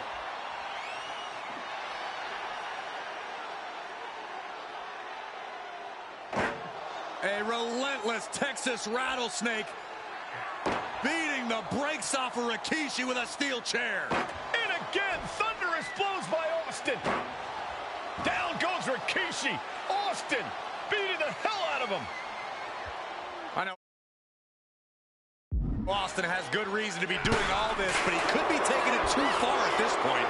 I don't think the rattlesnake is taking it far enough, Corey. Austin wants to put Rikishi's life in danger, just like Rikishi did to him. Right across the legs. Scooped up. Here it comes. Rikishi driver. Rikishi may have put the exclamation on this one. Shoulders are down. And he's still in the game. Unbelievable tenacity on display from Stone Cold. Austin simply refuses to quit. It must be demoralizing knowing you've unleashed your best shot on your opponent to no avail. Look at this, placed in the tree of woe.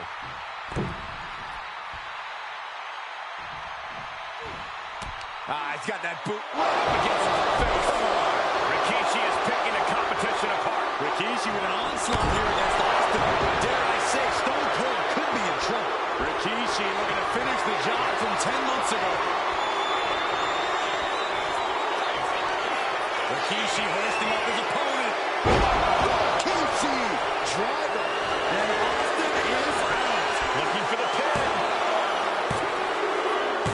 Rikishi surrounded fangs the rattlesnake. Damn it.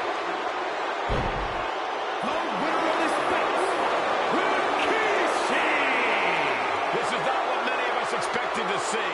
We wanted to see retribution, but Rikishi was too much of a monster for Stone Cold tonight.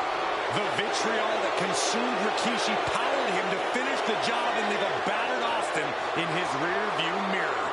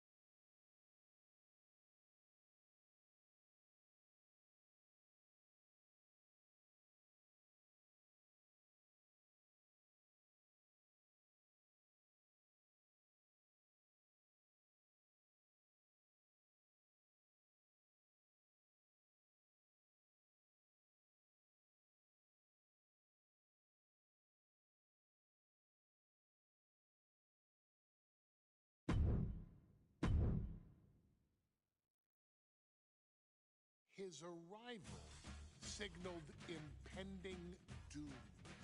His very presence was enough to intimidate even the bravest WWE competitor.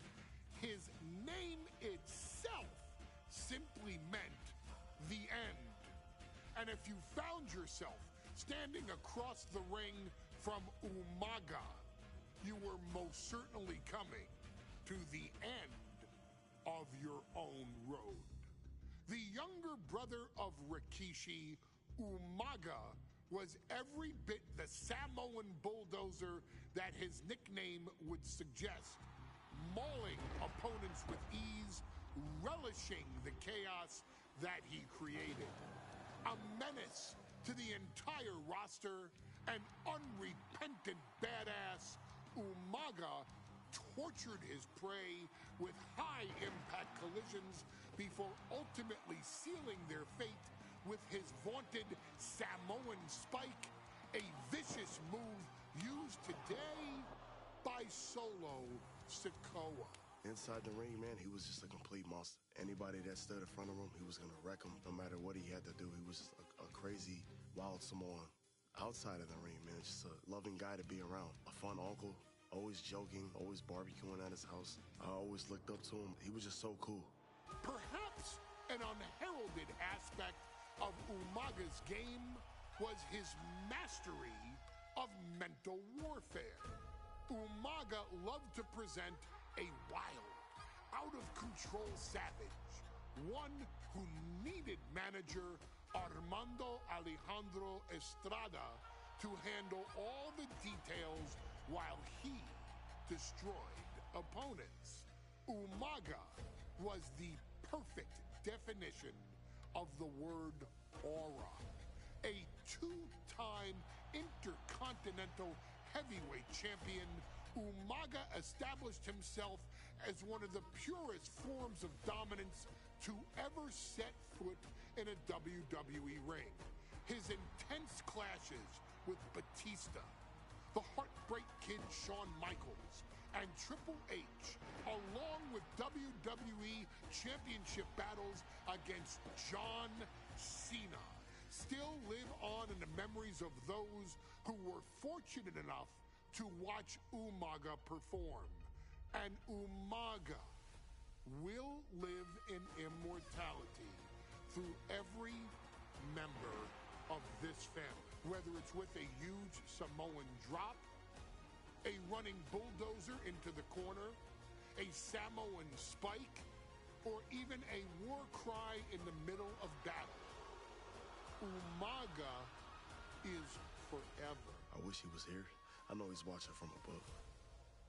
So you, our beloved Us in training, are asked one simple thing here in the WWE 2K25 showcase: to defeat John Cena. You've done that in this mode before, right? Simple. It was at New Year's Revolution in 2007 that Umaga and John Cena first collided for the WWE title. Umaga appeared to be too much for Cena in the minds of many pundits.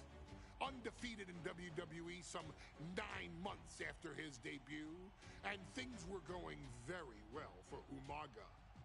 Until they weren't. Umaga would see his undefeated streak end by, of all things, a damn roll-up after rushing directly into the outstretched shoes of John Cena. 1 second of luck allowed John Cena to escape the inevitable, and now it's on you to fix it. Head into that ring. Showcase Umaga's cruel brutality and get Umaga the WWE Heavyweight Championship victory that he should have gotten in the first place. I assure you, my dear friend, Armando Alejandro Estrada will make sure nothing else goes wrong if you take care of business inside the ring.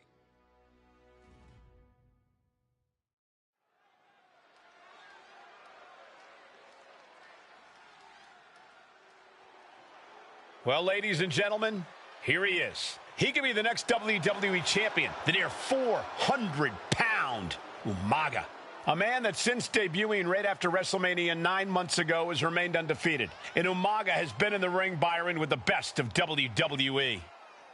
This man looks, moves, and sounds like a movie monster. Except Umaga is for real. He is a Samoan bulldozer, an 18-wheel version with a mean streak. Big, athletic, strong, and probably going to outweigh John Cena by well over 100 pounds. Since 1963, the WWE title has only changed hands twice here in Kansas City. That's twice in the last 47 years. But Umaga is a scary human being, and he can easily change that trend right here tonight.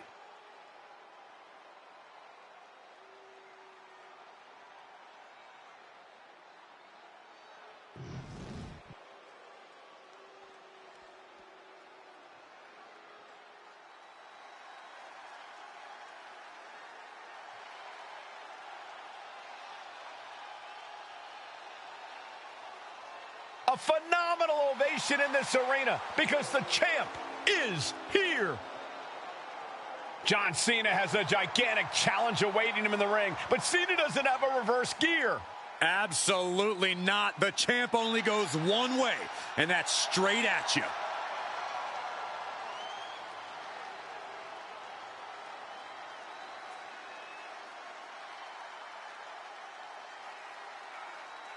John Cena, a 3-time WWE champion, the handler of Umaga, Armando Estrada, trying to control this undefeated challenger.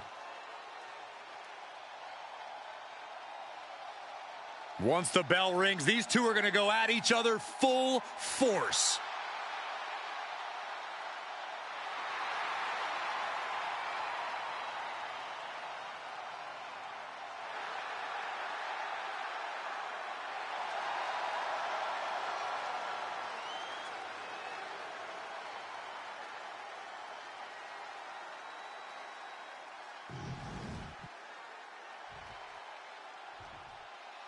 The following contest is scheduled for one fall, and it is for the WWE Championship. Introducing first, the challenger from the Isle of Samoa, weighing in at 353 pounds, Umaga.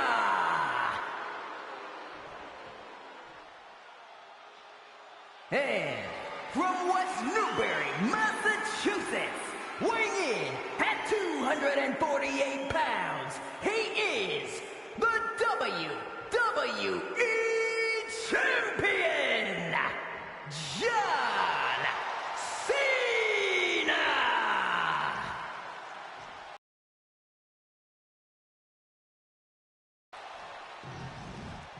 The champion thrives in these situations.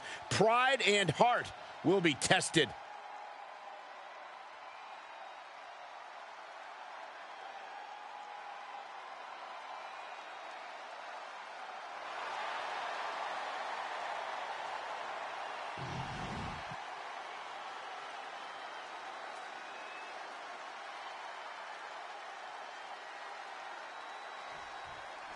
John Cena and Umaga battling here for the WWE Championship. Will John Cena halt the Samoan Bulldozer's path to destruction? Cena's going to have to go all out to accomplish that. No one has been able to withstand Umaga thus far. This brutal Samoan has made a mockery of his challengers and is perhaps the ultimate super heavyweight threat. As Cena could be in for the greatest challenge as champion tonight. But if anyone can overcome the terrifying ruthlessness of Umaga, it has to be John Cena.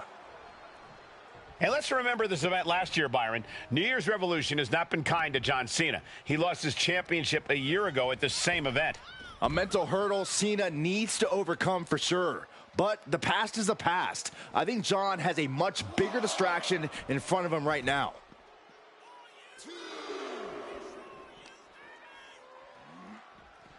Delivered into the barricade. Whoa. Oh, hello. punch connects.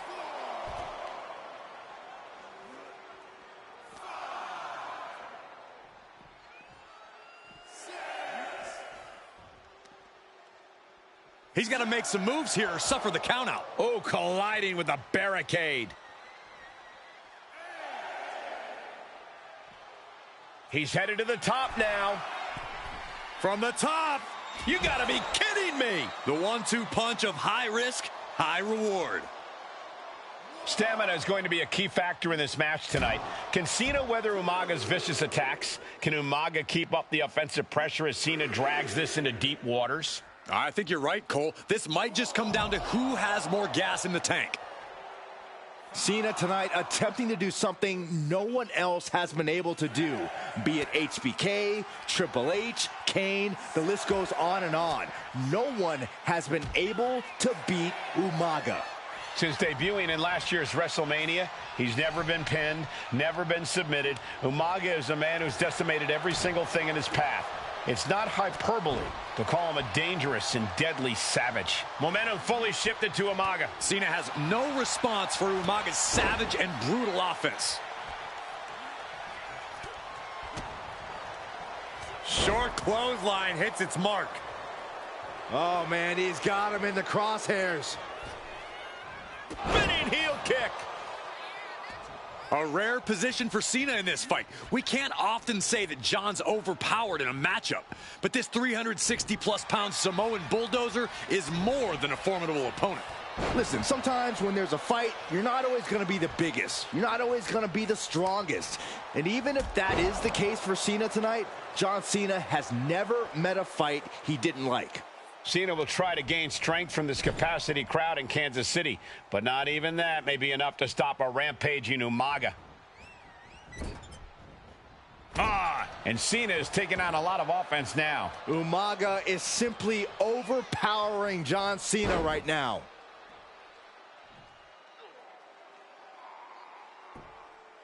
This is agonizing. The deathlock is in. And I could look at Umaga and he reminds me of Yokozuna. His unmatched thickness and size is an orthodox offense. Look at Umaga's thighs, his calves. They give him a great power and a great base. It makes him almost impossible to knock off his feet. He's thick, he's strong, he's nasty, and he won't be slowed down. Oh, boy, here we go. We've seen it once, we've seen it 1,000 times. And he just couldn't finish the job. Umaga is fired up and wants this crowd to know it.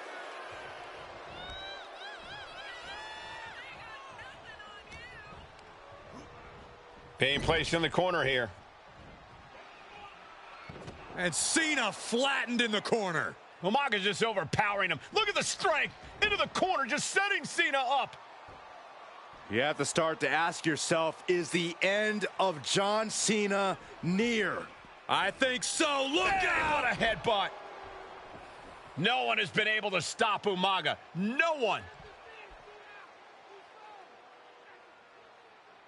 You are seeing why Umaga is undefeated. Why no one has been able to stop the Samoan bulldozer. Here comes Umaga, and Cena catches him with a boot. John Cena from behind, rolls him up, shoulders down, and a kick out by Umaga. And Cena immediately back into the clutches of Umaga. I'm not sure what else Cena can do here.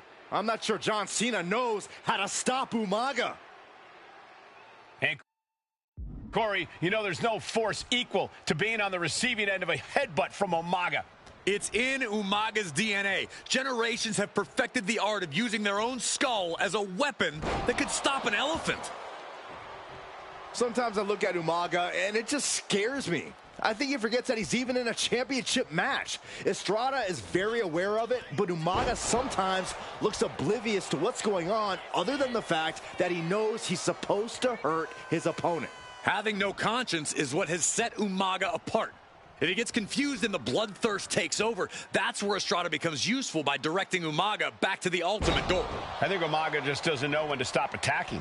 He has no sense of what it means to pull back on the reins, so to speak.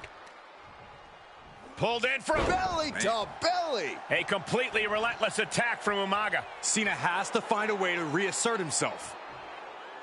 Big elbow. Oh, look at this. Boot right to the throat.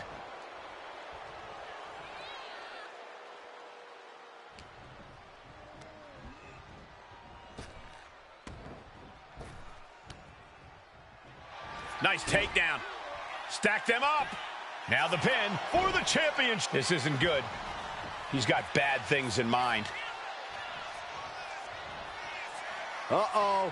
Cena warding him off. Cena. Here it comes. Oh, and a Samoan spike.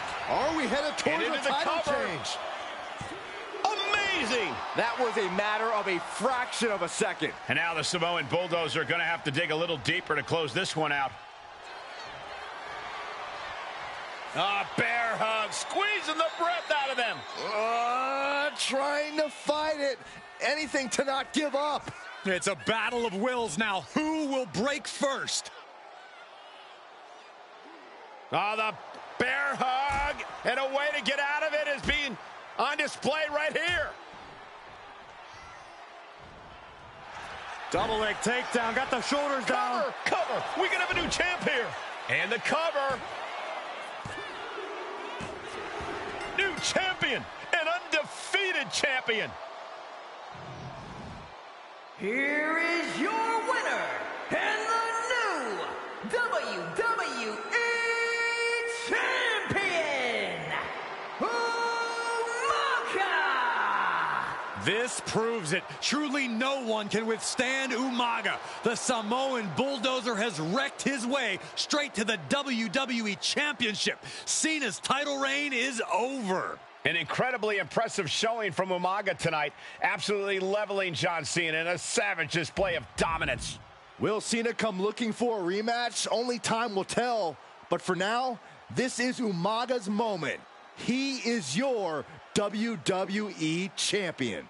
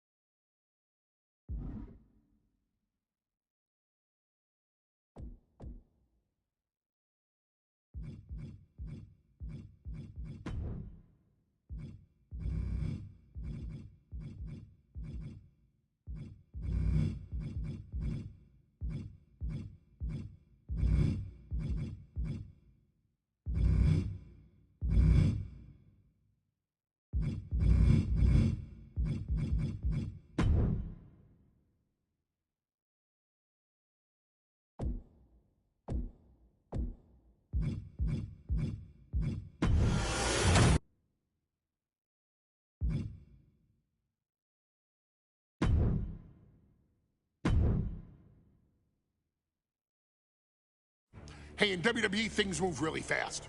If you aren't present in the moment, it can feel like a year goes by in only 2 or 3 minutes. That's why you always have to make time to make sure that you check.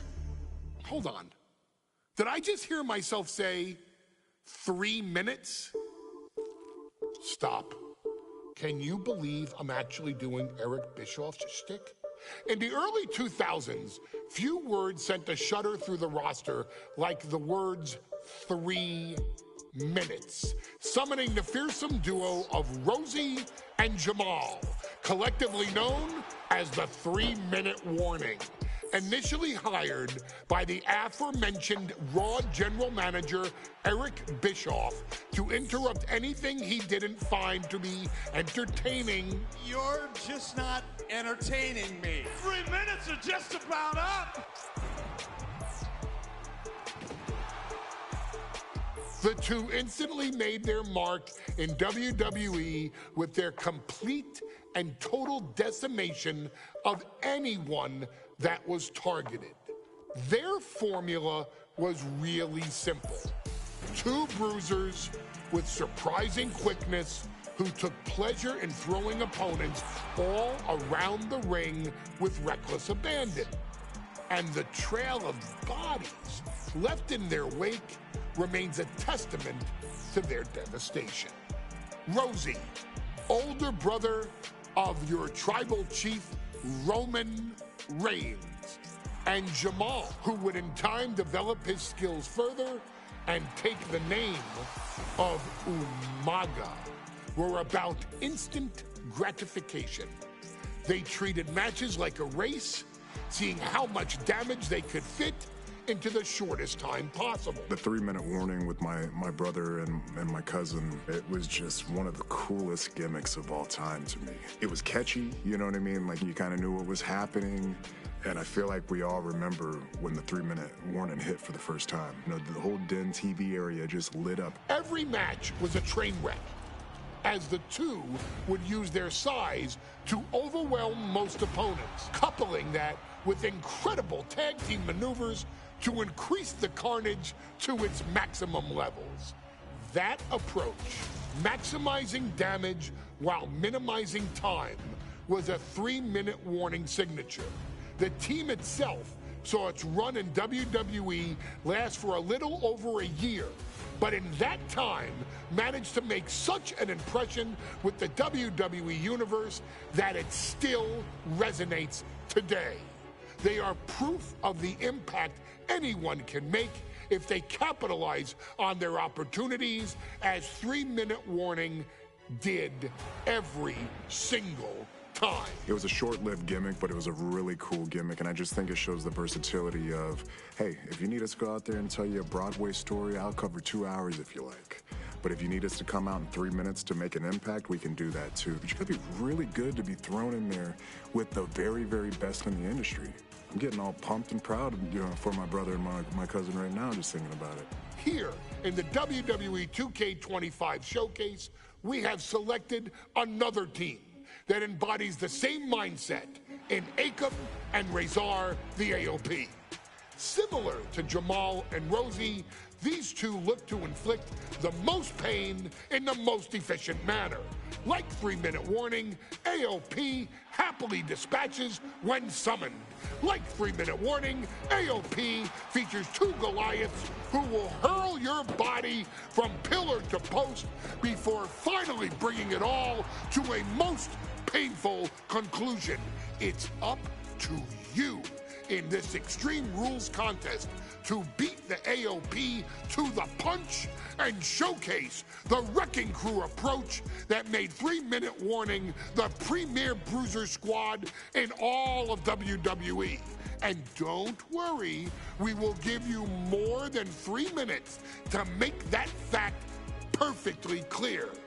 As a matter of fact, take your time and enjoy.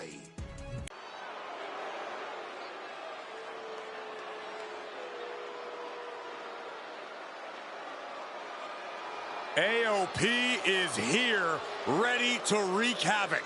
And they want to prove 3-minute warning has nothing on them.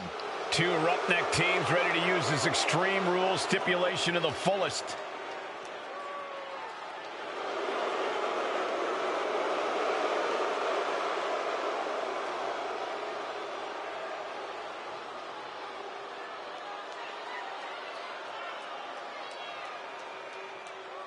The following contest is a tag team Extreme Rules match, and accompanied by Paul Ellering at a combined weight of 620 pounds. Akam and Razor, the authors of Pain. AOP look unintimidated by the task at hand. They are totally prepared for the merciless tandem of 3-minute warning. You know, there's actually a lot in common between these two teams in terms of tactics and physicality.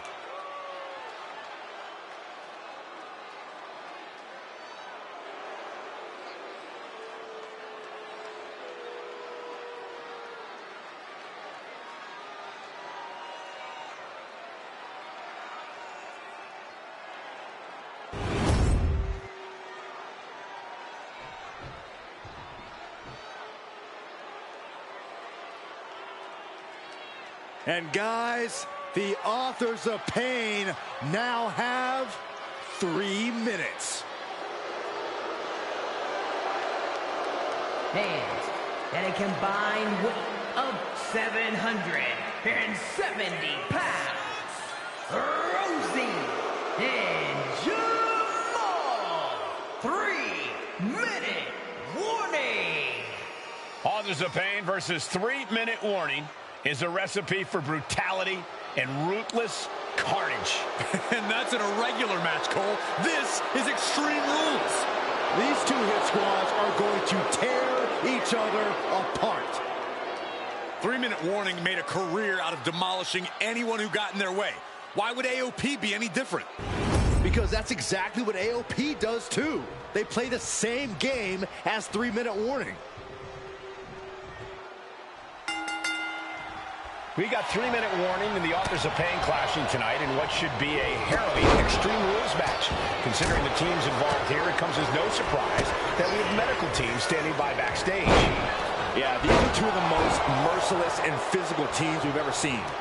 Lasting bodily harm isn't just highly probable in this match, it's essentially guaranteed. I, for one, can't wait to see what these teams do with the rules thrown out the window. They're free to be as creative as they want in their pursuit of absolutely annihilating one another. Down with force. Watch the hardcore style of 3-minute warning. Both of these men are from the hood, so to speak. Grew up in the streets, brought up to be tough. Rosie and Jamal have a rough tenacity. A duo that couldn't care less about headlocks. They're just all about beating the hell out of you. 3-minute warning's thug-like tactics need to be respected. Rosie and Jamal only care about one thing, and that's the winner's purse. Many would call the AOP and 3-minute warning equally brutal. How can one of these teams get the edge in this head-to-head contest? It's true they're well matched, but AOP tends to be the more methodical and calculating of the two teams. If AOP can get control of the pace and smother 3-minute warning's chaotic in-ring style, they'll be in a position to win this. Just look at the size of all these superstars. The ring had to be reinforced before this match. Over 1,300 combined pounds colliding. These men are so big and so thick, it's a challenge to wrap your arms around them. It's really just best to find weapons and whack away. Yeah, and there's plenty of weapons to choose from tonight. Samoa drop. And now gets tossed into the ring. Ooh. Specifically targeting the leg.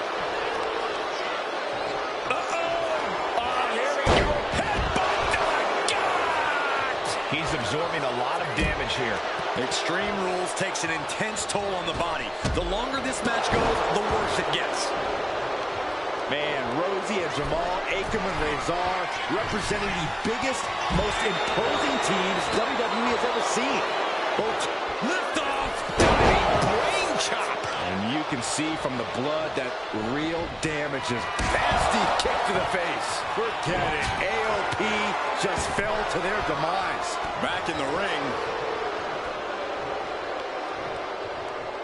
Decides to leave the confines of the ring.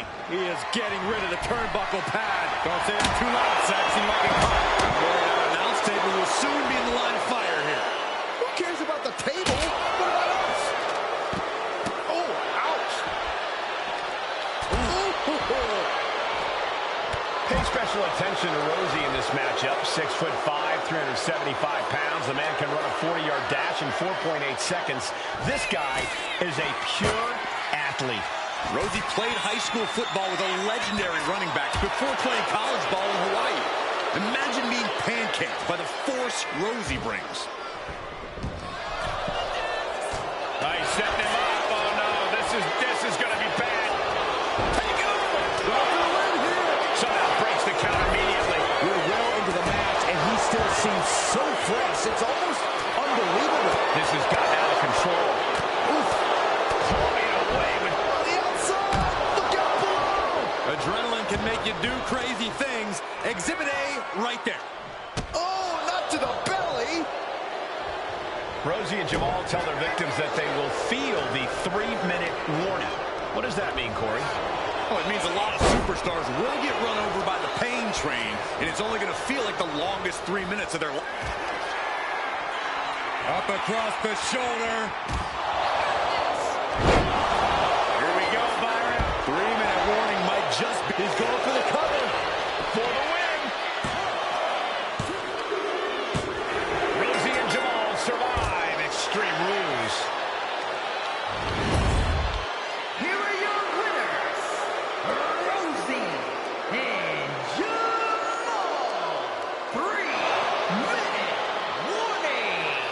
Gotta give it up to 3-minute warning. In a contest between two of the most badass squads we've ever seen, they were the tougher competitors.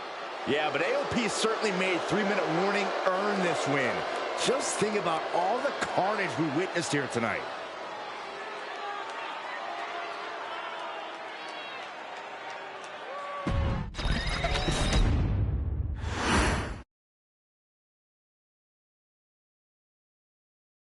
We've come to the part of the showcase where we get to talk about Tamina. Ever since walking in WWE, shoulder to shoulder with the Usos, Tamina's alliance with this dynasty has never been in question. I remember watching Monday Night Raw, and I seen Tamina debut with my brothers. It was a pretty cool, dynamic, right? Two of my brothers and Tamina. Together, Tamina and the Usos helped each other navigate through a trial-filled first year in WWE, making sure they all survived together. In later years, Tamina has formed alliances with both Naomi and Nia Jax, honoring this family's connection. While Tamina has looked to create her own name in the industry, she has never missed a chance to acknowledge her place in this family either. Trained by Afa and Sika, the wild Samoans, Tamina was instilled with the same instincts that have carried each member of the approach is similar to many in the bloodline. Quick striking, high-impact attacks, and smothering holds. As capable with a super kick or a big splash as anyone else, Tamina has maintained a remarkable level of success in her WWE career. A constant contender, Tamina has competed for the Women's Championship on many occasions. She's also held the Women's Tag Team Championships along with 9 separate reigns as the 24/7 champion. Tamina has proven capable in any environment against any opponent.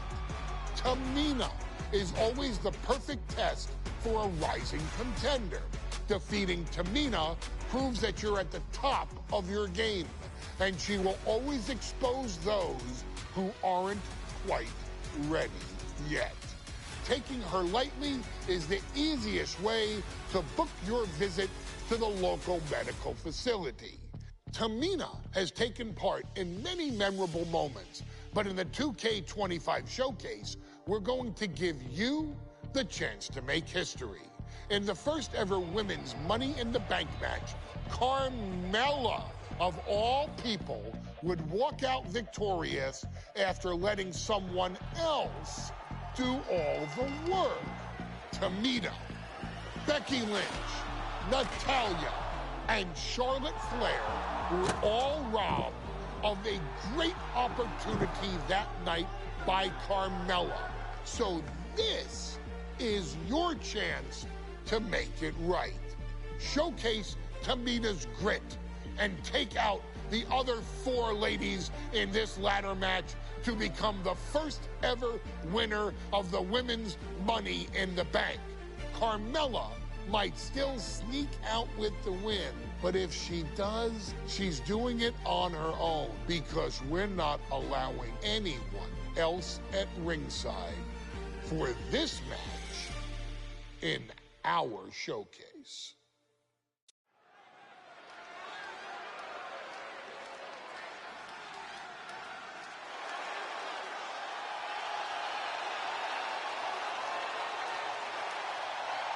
We are making history tonight here in St. Louis, the first ever Women's Money in the Bank ladder match. The following is the first ever Women's Money in the Bank ladder match.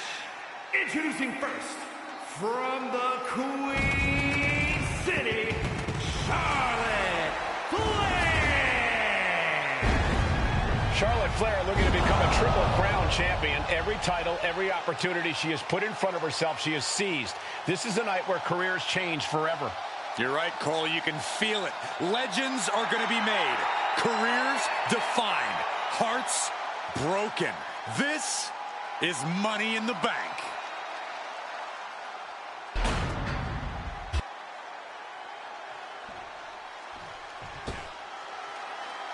And Byron, Becky Lynch with a very astute point. I rip off arms. You can't exactly climb a ladder with no arms.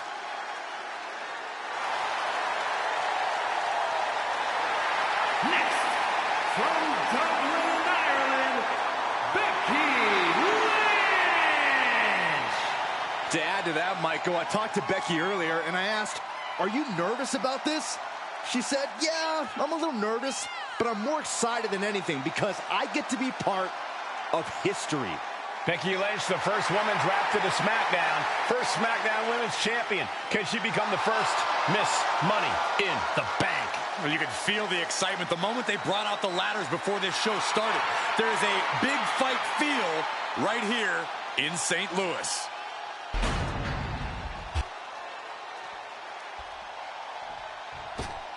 There's a big fight coming. Tamina, perhaps the most dominant superstar in this match. And I guarantee she is not fazed by taking on 4 different opponents in a ladder match. From the Pacific Islands, Tamina. This is a milestone moment that is being watched all over the world. And Tamina is hoping to live up to her family's legacy. She wants that briefcase. She wants that title. It's in her blood.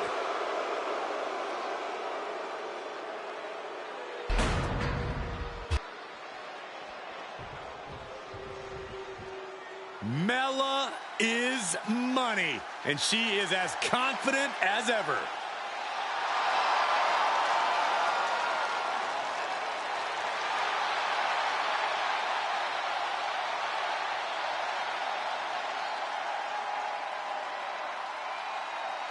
Making her way to the ring from Staten Island, Carmella. Byron, Carmella's made a couple of good points recently, saying, I was the last woman drafted in the WWE draft last summer. How big of a chip is on her shoulder? Oh, she's got a huge chip on her shoulder. And also, don't forget, Carmella has had some major victories lately, so she has all the fuel you could need heading into a match of this type.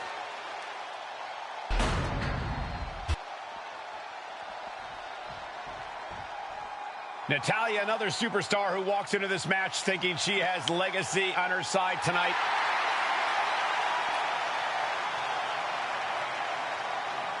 And from Calgary, Alberta, Canada, Natalya.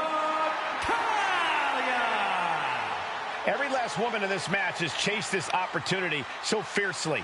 They have chased the championship, perhaps none more so than Natalya.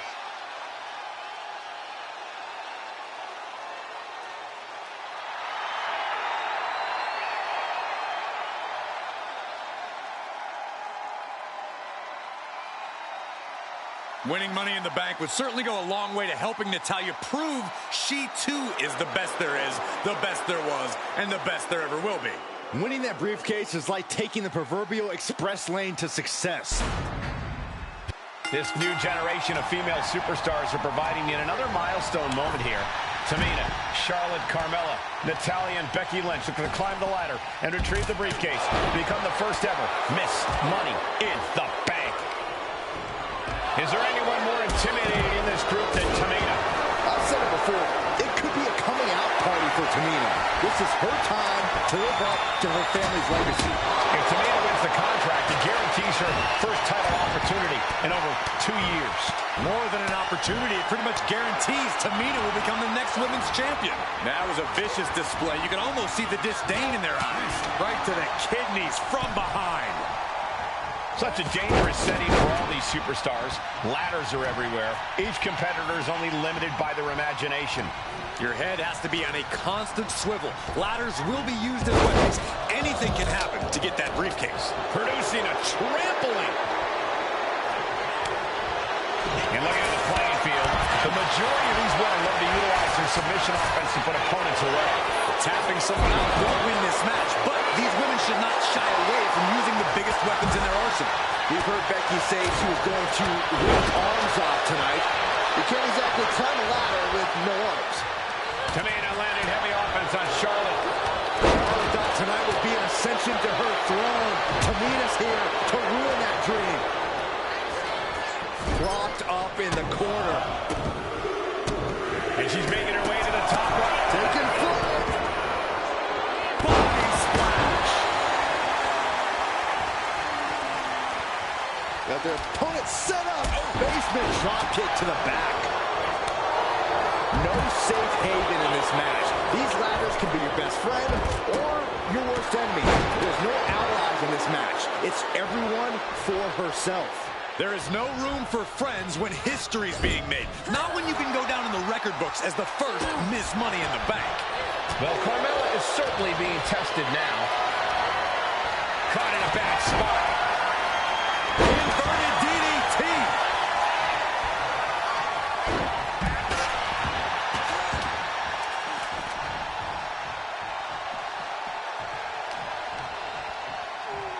Look at this. Snap suplex. Oh, no, look out. Here we go. That's called changing the decor of the broadcast area. I have a feeling there's more to come, Corey. 3 second-generation superstars competing in this match. Carmella, Charlotte, and Tamina. And Natalya, of course, a third-generation superstar. Women bred for these kind of moments. Any of these women will add a significant chapter to her legacy if she can become the first Miss Money in the Bank. The electric chair down for the drop. Quick thinking from Tamina. Off the ladder now. Let's see if this is right for the picking. Oh, man. Hands on, but can't quite grab it. It's going to take some time, but you got to just keep going. Punishing power slam. Contract that can change lives hanging above the ring. Probably the most profitable opportunity in our sport. 15 out of 17 superstars have successfully capped in the Money in the Bank contract. A surprise count. Up high. Crossbody from the top.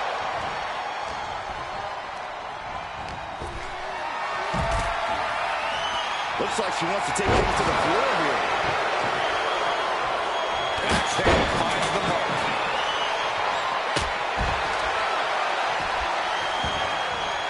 Taking this match to the outside. From behind. Back suplex. And that's not going to make Tamina happy. Yeah, Natalya showed that family wisdom. She's starting to wear down here.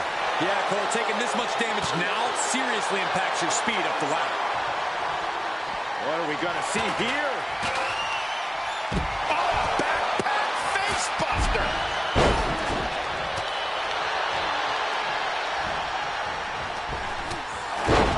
And she slides her back to the mat.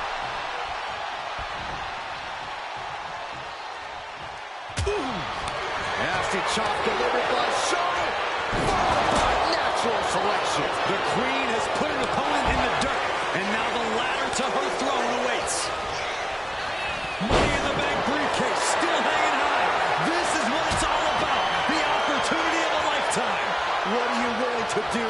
How much can you sacrifice to be the first Miss Money in the Bank? Parking the ladder into the pool. I can't tell if that's a safer or worse place for it. And she's returning fire. Countering each other again and again. Ooh, she's pumping herself up, reaching out for that burst of energy. Oh, this is Natalya's wheelhouse. The Hart family legacy lives on. Sharpshooter applied. And you still need to find... Let's go for submission hold. Not sure what she's got planned here. History on the line. Guaranteed championship opportunity. Nothing but carnage happening in this one. 5 women fighting for their key to destiny. Willing to go through hell for it. Whoa! That'll fillet your chest. She's being derailed here. Nice reversal by Charlotte Flair. Charlotte driving Tamina, and both tumble to the floor. Both women crashing down hard. The Queen, Charlotte Flair, the first to her feet, surveying the situation. Oh my God, Tamina into the steps. Well, you are seeing a heightened level of aggression, heightened level of intensity from all these competitors because of the stakes involved. Guys, where's Charlotte going? Flair looking to up the ante now from the top. Oh my goodness, taking out everybody. The Queen rising to the occasion. What you just saw is why we say Charlotte is genetically superior. Yeah, undeniable athleticism from the Queen. Can it pave her way to the top of the ladder? She goes under the ropes, back inside.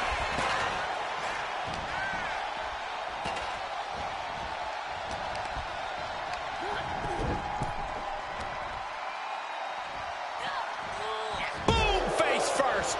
Continuing to punish them. Tamina's absolutely wrecking shop on Natalya, making sure the veteran won't have the...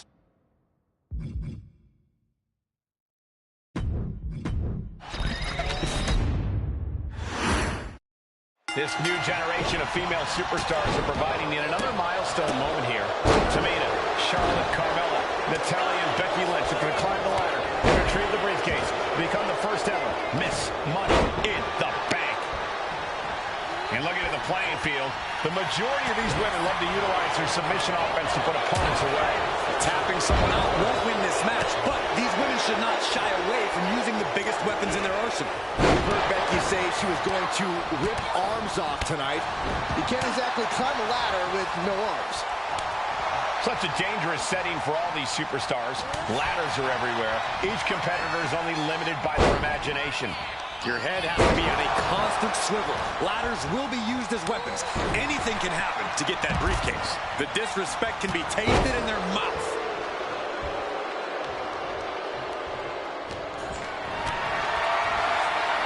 Picked up and being carried around now. The contract that can change lives hanging above the ring. Probably the most profitable opportunity in our sport. 15. She had trouble coming. Not going to be easy to get out of this. She is in excruciating pain on the arena floor. It would have been smarter to get her in the... And she breaks her own submission hold. We don't see that often. That can either suck out her opponent or come back to bite her. I think she just really felt that one. Some dominant offense there from the one and only man. Carried in a jeopardizing position here. Just launched. The amount of force behind that is enough to knock a normal person out. Is there anyone more intimidating in this group than Tamina? I've said it before. It could be a coming out party for Tamina. This is her time to live up to her family's legacy. If Tamina wins the contract, it guarantees her first title opportunity in over 2 years. More than an opportunity, it pretty much guarantees Tamina will become the next women's champion. Talk about force. That'll give you whiplash. These attacks taking their toll on her a little.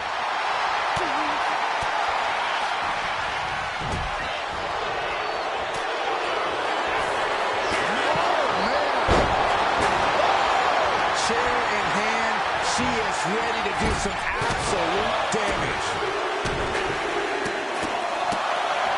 No safe haven in this match. These ladders can be your best friend or your worst enemy. There's no allies in this match. It's everyone for herself. There is no room for friends when history's being made. Not when you can go down in the record books as the first Miss Money in the Bank. Snapmare.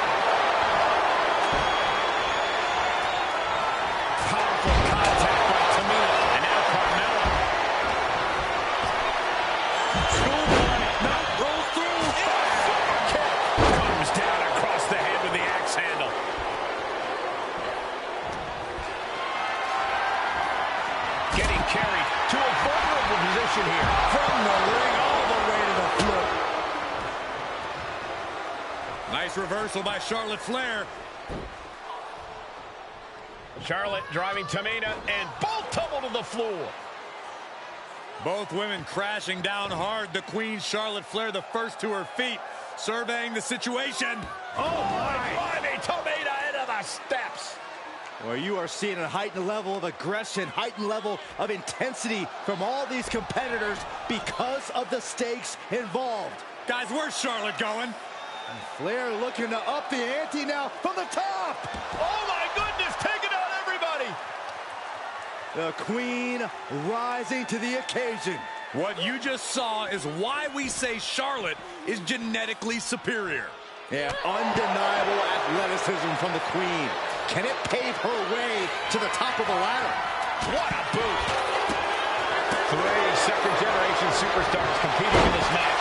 Carmella, Charlotte, and Tamina. And Natalya, of course, a third-generation superstar. Women bred to these kind of moments. Any of these women will add a significant chapter to her legacy if she can become the first Miss Money in the Bank. She's reaching up and trying to unhook it as fast as she can. All eyes are glued high above the ring. Charlotte with a limited window here. Hands on the briefcase. Just yank it down. Force it. It's so close. If only it was that easy. Handle slam. Ladders in position. Gonna make the climb. Working on the hook here. I assure you, this is even harder than it looks. Trying not to fumble around too much here. Oh, she's almost there. Could have been Natalya's night here at Money in the Bank. Have to finish. The ladder is gone, but now hanging on for dear life. This is really bad.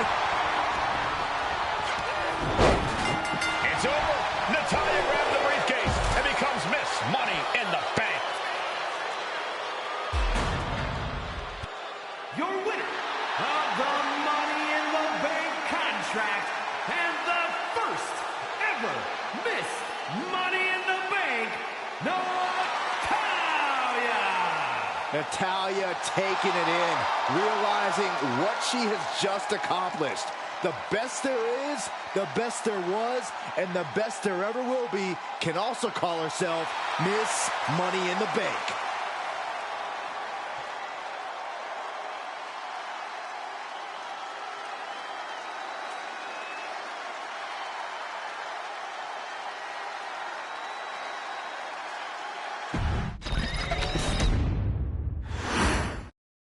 Charlotte, Becky Lynch, Tamina, Carmella, Natalya, all with a chance to make history.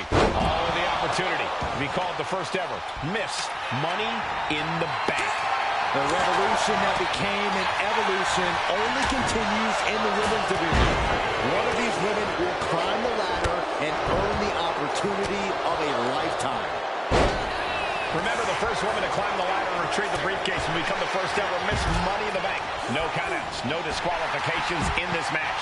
Everybody is coming in with a different strategy, but remaining close is the key. Luck is going to play a part, but you'll increase your odds if you stay close to a ladder and close to the briefcase. Is there anyone more intimidating in this group than Tamina? I've said it before, it could be a coming out party for Tamina. This is her time to live up to her family's legacy. If Tamina wins the contract, it guarantees her first title opportunity in over 2 years. More than an opportunity, it pretty much guarantees Tamina will become the next women's champion. Trying to reach it, trying to win. Hands must be shaking up there, making it difficult to capture glory. Tamina landing heavy offense on Charlotte. Charlotte thought tonight would be an ascension to her throne. Tamina's here to ruin that dream. All right, time for us to clear the way. Already? And looking at the playing field, the majority of these women love to utilize their submission offense to put opponents away. Tapping someone out won't win this match, but these women should not shy away from using the biggest weapons in their arsenal. We've heard Becky say she was going to rip arms off tonight. You can't exactly climb a ladder with no arms. Oh, man! Ouch!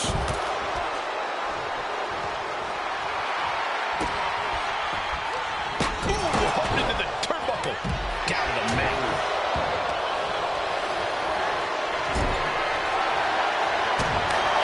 Gentlemen, this is what I believe we refer to as... Carmella might need to start leaning on her in-ring IQ after an attack like that.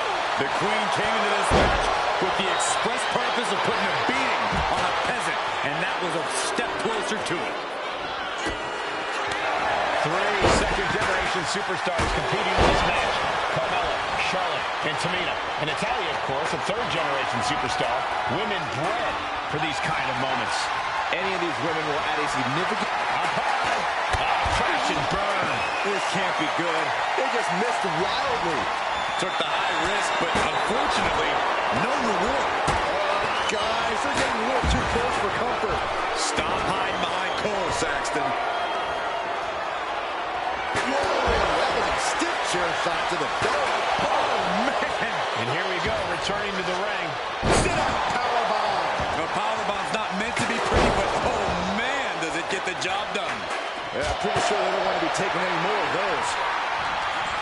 No safe haven in this match. These rivals can be your best friend or your worst enemy.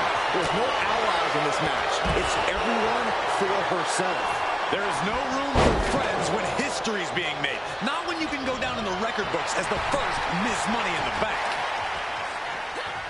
Nicely done with the head scissors. Smack dab in the center of the ring. Perfect placement. Headed up that ladder. Center of the ring. She's in place. Can she end this here? Heart has to be pumping right now. Needs to focus and pull together. Caught with the elbow. And now you have to protect that leg from further harm. You can't finish a match on one good leg alone. One takes over for a blackjack. The contract that can change lives hanging above the ring. Probably the most profitable opportunity in our sport.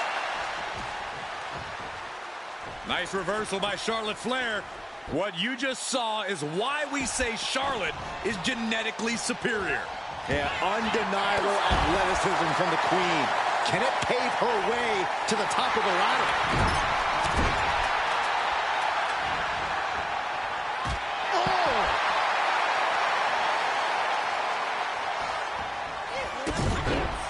Big-time clothesline. Good grief. Kick lands.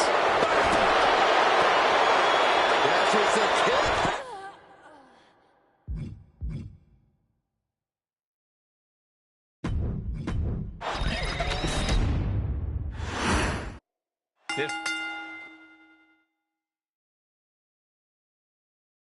New generation of female superstars are providing yet another milestone moment here. Tamina, Charlotte, Carmella, Natalya, and Becky Lynch are going to climb the ladder and retrieve the briefcase. Become the first ever Miss Money in the Bank. Is there anyone more intimidating in this group than Tamina? I've said it before. It could be a coming out party for Tamina. This is her time to live up to her family's legacy. If Tamina wins the contract, it guarantees her first title opportunity in over 2 years. More than an opportunity, it pretty much guarantees Tamina will become the next women's champion. Remember, the first woman to climb the ladder and retrieve the briefcase will become the first Miss Money in the Bank. No countouts, no disqualifications in this match. Everybody is coming in with a different strategy, but remaining close is the key. Luck is going to play a part, but you'll increase your odds if you stay close to a ladder and close to the briefcase. And looking at the playing field, the majority of these women love to utilize their submission offense to put opponents away. Tapping someone out won't win this match, but these women should not shy away from using the biggest weapons in their arsenal. We've heard Becky say she was going to rip arms off tonight. You can't exactly climb a ladder with no arms. Nice gut-wrench suplex.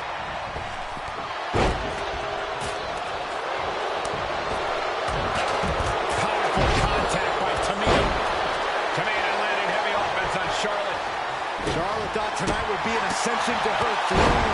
Tamina's here to ruin that dream. Getting the ladder into position here.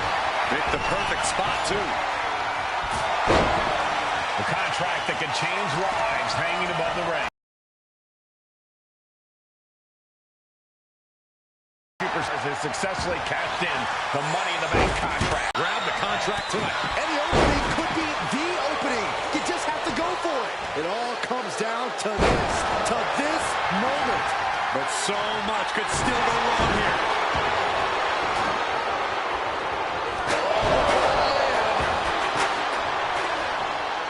And Charlotte's ego brought back down to earth there.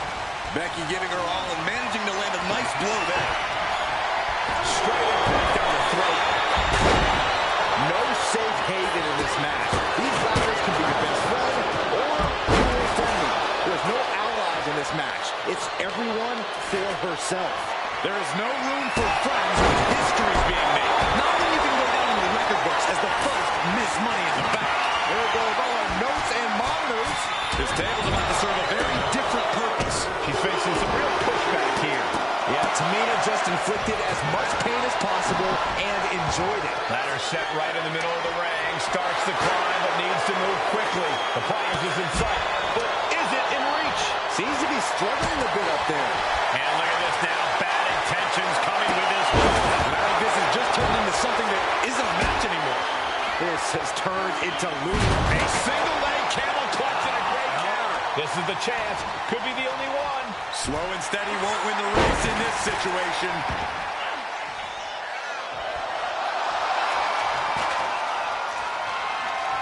Oh, God.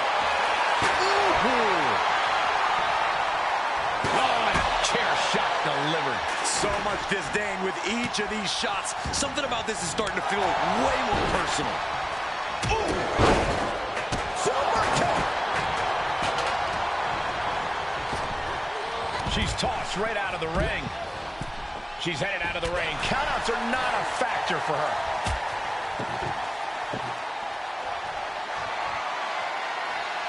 Oh, my goodness.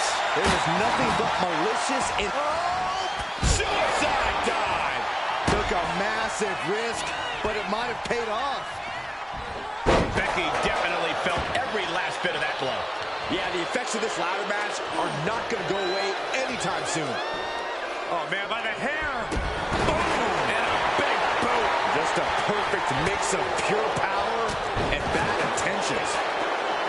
I love it. Carmella just humiliating her opponent now.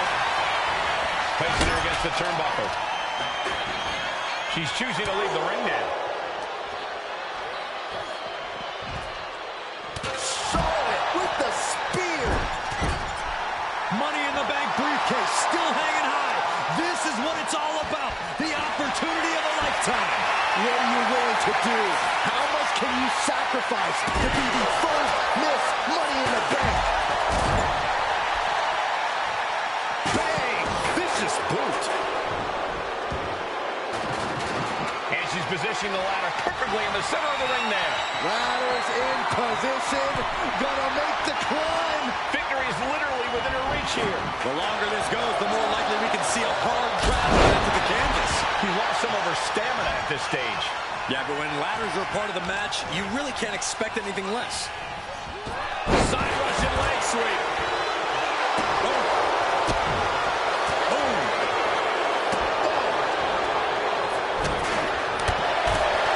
Caught that and reversed it. What a shot! What you just saw is why we say Charlotte is genetically superior. Yeah, undeniable athleticism from the Queen. Can it pave her way to the top of the ladder? And a kick. But she definitely wants to hold her competition as much as possible, if the table's any indication. Able to avoid damage with an evasive maneuver. Tamina's absolutely wrecking shop on Natalya, making sure the veteran won't have the strength to climb a ladder at all. Every second up there is allowing the opposition to recover. Better hurry. Headed up that ladder. Center of the ring. And the Queen might be hurt after that hit. Yeah, but when ladders are part of the match, you really can't expect anything less. She's throwing caution to the ring and battling it out on the ladder. The whole match is literally in the palm of their hands. There goes Carmella into a rough landing. Forearms for the second rope. Driving down. No idea where this one's heading.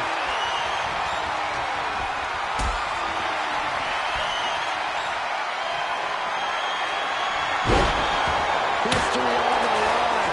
Guaranteed championship opportunity. Nothing but carnage happening in this one. 5 women fighting for their key to destiny. Charlotte Flair with a trademark chopping natural selection. Bye-bye, Carmella. I don't think she'll be climbing a ladder after that. The damage she's taken can have lingering effects. Yeah, she's in a lot more than rough shape here. And she just... The boat, Natalya, doing what she does best. Sharpshooter applied. A submission will win the match here, and she releases her own submission. And I have to question as to why she would do that. This looks like she's setting the foundation for a masterfully laid trap. Reaching! So close to victory. Looks like scaling the ladder was the easy part of the job. Unhooking the prize is the big challenge. And all over the place.